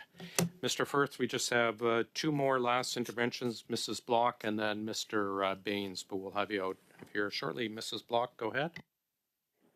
Thank you very much, Mr. Chair. Really quickly, Mr. Firth, do you have any contracts with provincial governments or any municipal governments at this time? No, I do not. Okay, thank you. The Auditor General noted that CBSA identified a resource that was added to one of your task authorizations as a subcontractor, and this resource was KPMG, and she noted that that was unusual. This is one of the 4 largest multinational firms worldwide, and yet they were placed on a tax authorization form as a subcontractor to your company. Do you know who approached KPMG to be put in place as a subcontractor to GC Strategies? No, I know who approached me from KPMG, but I don't know. I don't know. In front of me right now, I can't comment on that. I'm sorry. Who was your contact at KPMG? Again, with all due respect, I'd like to give you that before 5 o'clock since I'm trying to get out of here. Okay. In writing. Okay. At the same time, could you provide us with how much of a commission you would have earned as a result of that resource being placed on a tax authorization form? Absolutely. In response to some of the questions or comments that my colleague, Mr. Sousa, made in his previous intervention, the Auditor General, the Procurement Ombuds, the Comptroller General have all indicated that they are deeply concerned with what has been uncovered during this study. They believe that this could be an issue across other departments. In fact, the Auditor General noted 2 other departments. There are 10 investigations ongoing in regards to the irregularities, the mismanagement, and I think what could come down to criminality. And so my question for you actually is, are you aware of something called the Charbonneau Loop, a term used in procurement and bidding? No, sorry, I'm not. Okay, Charbonneau loops ultimately happen when the pool of companies receiving public sector contracts for a given type of work is small enough that the same companies are sometimes overseeing and sometimes overseen by their peers in that same pool. Have you had any conversations with any of the other companies or firms that were bidding on the same contracts as you? No, I did not. Okay. Well, thank you very much for that. I guess, Chair, in follow-up to my questions around KPMG, I am wondering if you can confirm that we have actually invited KPMG to appear before our committee and if they have responded. KPMG and all of the subcontractors have been invited, and we're working on dates. Okay, thank you very much. Do I have any? You've got about 2 minutes left. Okay. Okay, so I just want to confirm then, you said you have done some work in the private sector, and I'm not sure if I heard, did you provide us with a percentage of the work that you do between government and what percentage is from the private sector? I can speculate to give you an answer, but it would not be 100% accurate. So would you like me to sketch the I don't have the exact number in front of me, and I don't want to do approximations. I'm just wondering, would you like me to get you the exact number or an approximation right now? Sorry, I thought you had cut out. Yes, if you could just provide us with the percentage of work that you've done for the public sector, and I'm thinking specifically the federal government, the Government of Canada, because it appears you haven't done any work with other levels of government. If you could give us the percentage that you have done with the federal government versus the percentage for the private sector, that would be appreciated. Okay, I will provide that for you. Thank you. Thanks, and we'll finish up with you, Mr. Baines, sir. Thank you, Mr. Chair. Mr. Firth, you said GC Strategies stands for Government of Canada Strategies. Don't you think that's misleading? Not really. We didn't think so in 2015. But you said you've worked here for 2007. Since 2007, you're not an employee of the government. Like, does that not give the sense that you solely do work for Government Canada? You talked about doing private work as well. Yeah, not really. I mean, we used the acronym GC. We didn't spell out Government of Canada Strategies. It could be open for interpretation. I mean, I don't think so. To me, it's misleading. I think my issue here is that I think since you've been working here with government offices and public officials in the different departments since 2007, and it appears they've got comfortable with you doing the work, and you claim that you've done great work, and that's why you're getting through navigating the processes.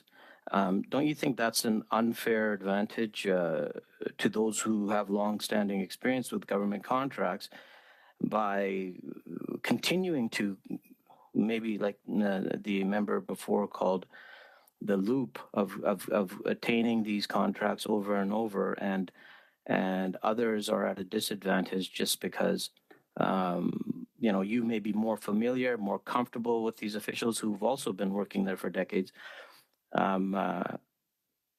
What do you have to say about that? I'm sorry, I don't understand the question. I just don't like the fact that I mean, again, I don't make the decision, right? I don't make the decision. No, I understand that, but I just don't like the fact that I don't like the fact that people are getting comfortable in receiving these contracts. Then we may have officials who are comfortable with people who may have possibly built relationships with, and continue to keep getting these contracts. Do you believe that that's something that's happening here? I think that... and this is since 2007, so we're talking 2007 to now it's 2024. You're still around. I think Yeah, not anymore. I kind of Maybe think that's that a good decision. yeah. So no, I think again, the decisions are made by the government. They obviously see value in what I do. I've had 65 contracts since 2015. So I believe that you do a good job, then that becomes recognized. That can become a referral. It can be something you put a feather in your cap. So when you go to propose a solution the next time, these are jobs well done. I think it's just sales. I want to go back to earlier. You said something about the vendors aren't screened, or is this so? You said you had 35 people that you subcontract out to, but they're not required to be screened. Is that accurate? No, I said they actually, for ArriveCan specific, they actually had two lines of security. There was PSBC security and then CBSA specific security. But they can't speak directly to them? Is that what it is? No, they can speak directly to them. They cannot give a contract directly to them. They're not Okay. a qualified vendor. Okay, so if you look at earlier questions regarding the pay being determined, I just wanted to sort of get some clarity on that as well. So these 35 subcontractees, they can't say this is my price. They have to fall within a certain. They can 100%, as long as so you have the price of the crown, and whatever the price they actually ask for is typically what we give them. So they can be anything from zero to the ceiling price. That's where the negotiations happen, which is how margin is determined. There's no cutoff saying you must get paid this. It's they get what they ask for. If they want 1,000, if they want 1,100, if they want 1,200, and the bill rate is full. This is why there's a difference between industry standards of 15% to 30%. Okay, Mr. Chair, that's all the questions I have, but I do want to say that I'm looking forward to, reviewing these processes, and I'm looking forward to seeing the Commissioner of the Competition Bureau coming before us to see where we need to do things better, considering this has been going on since 2007. That's all I have for today. Thank you, Mr. Baines. I thank everyone for sticking with us a bit past time. Yes, I'll get you, Mr. Genuis. Mr. Firth, thanks as well. Just quickly before you leave, Mr. Firth, Mr. Genuis, sir. Thank you, Chair. And I think you can dismiss the witness, but having heard the totality of his testimony, I think it's important to raise a question of privilege regarding just interrupt his very quickly. Thank you. Mr. Firth, we're going to dismiss you right now. Thank you for your time. I appreciate Thank you, Chair. Can you also ask the clerk to summarize for me what I'm sending back in, please? And I also asked that I would even be home by 5 o'clock, so could that be later on in the evening, please? Yes, I think we'll say 8 p.m. tonight, sir. Tomorrow morning? Oh, sure. I'll try. 8 p.m. is... I'd rather, if it's still possible, to get it to you tomorrow morning. That's possible. 9 a.m. tomorrow morning? Perfect. Okay, we'll do it for 9, and the clerk will send you an email with outlining what we're looking for. Before I get to you, Mr. Back, thanks, Mr. Firth. We'll dismiss you. I see Mr. Backrack, but Mr. Genuis says point of privilege. I think he's bringing up. Go ahead, sir. Thank you, Chair. Simply this, that Mr. Firth has refused to answer direct questions that have been put to him by the Chair on behalf of this committee. This witness has shown complete disregard for the prerogatives and responsibilities of parliamentary committees when it comes to getting answers for Canadians. Chair, I believe that this is a violation of the privileges of this committee and that this needs to be attended to ensure that all parliamentary committees can insist upon responses to direct questions that are asked. Chair, if you agree that this is an issue of privilege, then I will be prepared to move the appropriate motion. I've looked and I've chatted with the analysts, and I believe it is, sir. Okay, thank you, Chair. Then my motion is that the committee instruct the clerk and analyst to prepare a report to the House, which the Chair shall table forthwith, outlining the potential breach of privilege concerning Christian Firth's refusal to answer those questions which the committee agreed to put to him and his prevarication in answering others. Thank you. The clerk is just sending it out to everyone's P9 right now. I'm happy to suspend for about a minute till it gets out to everyone.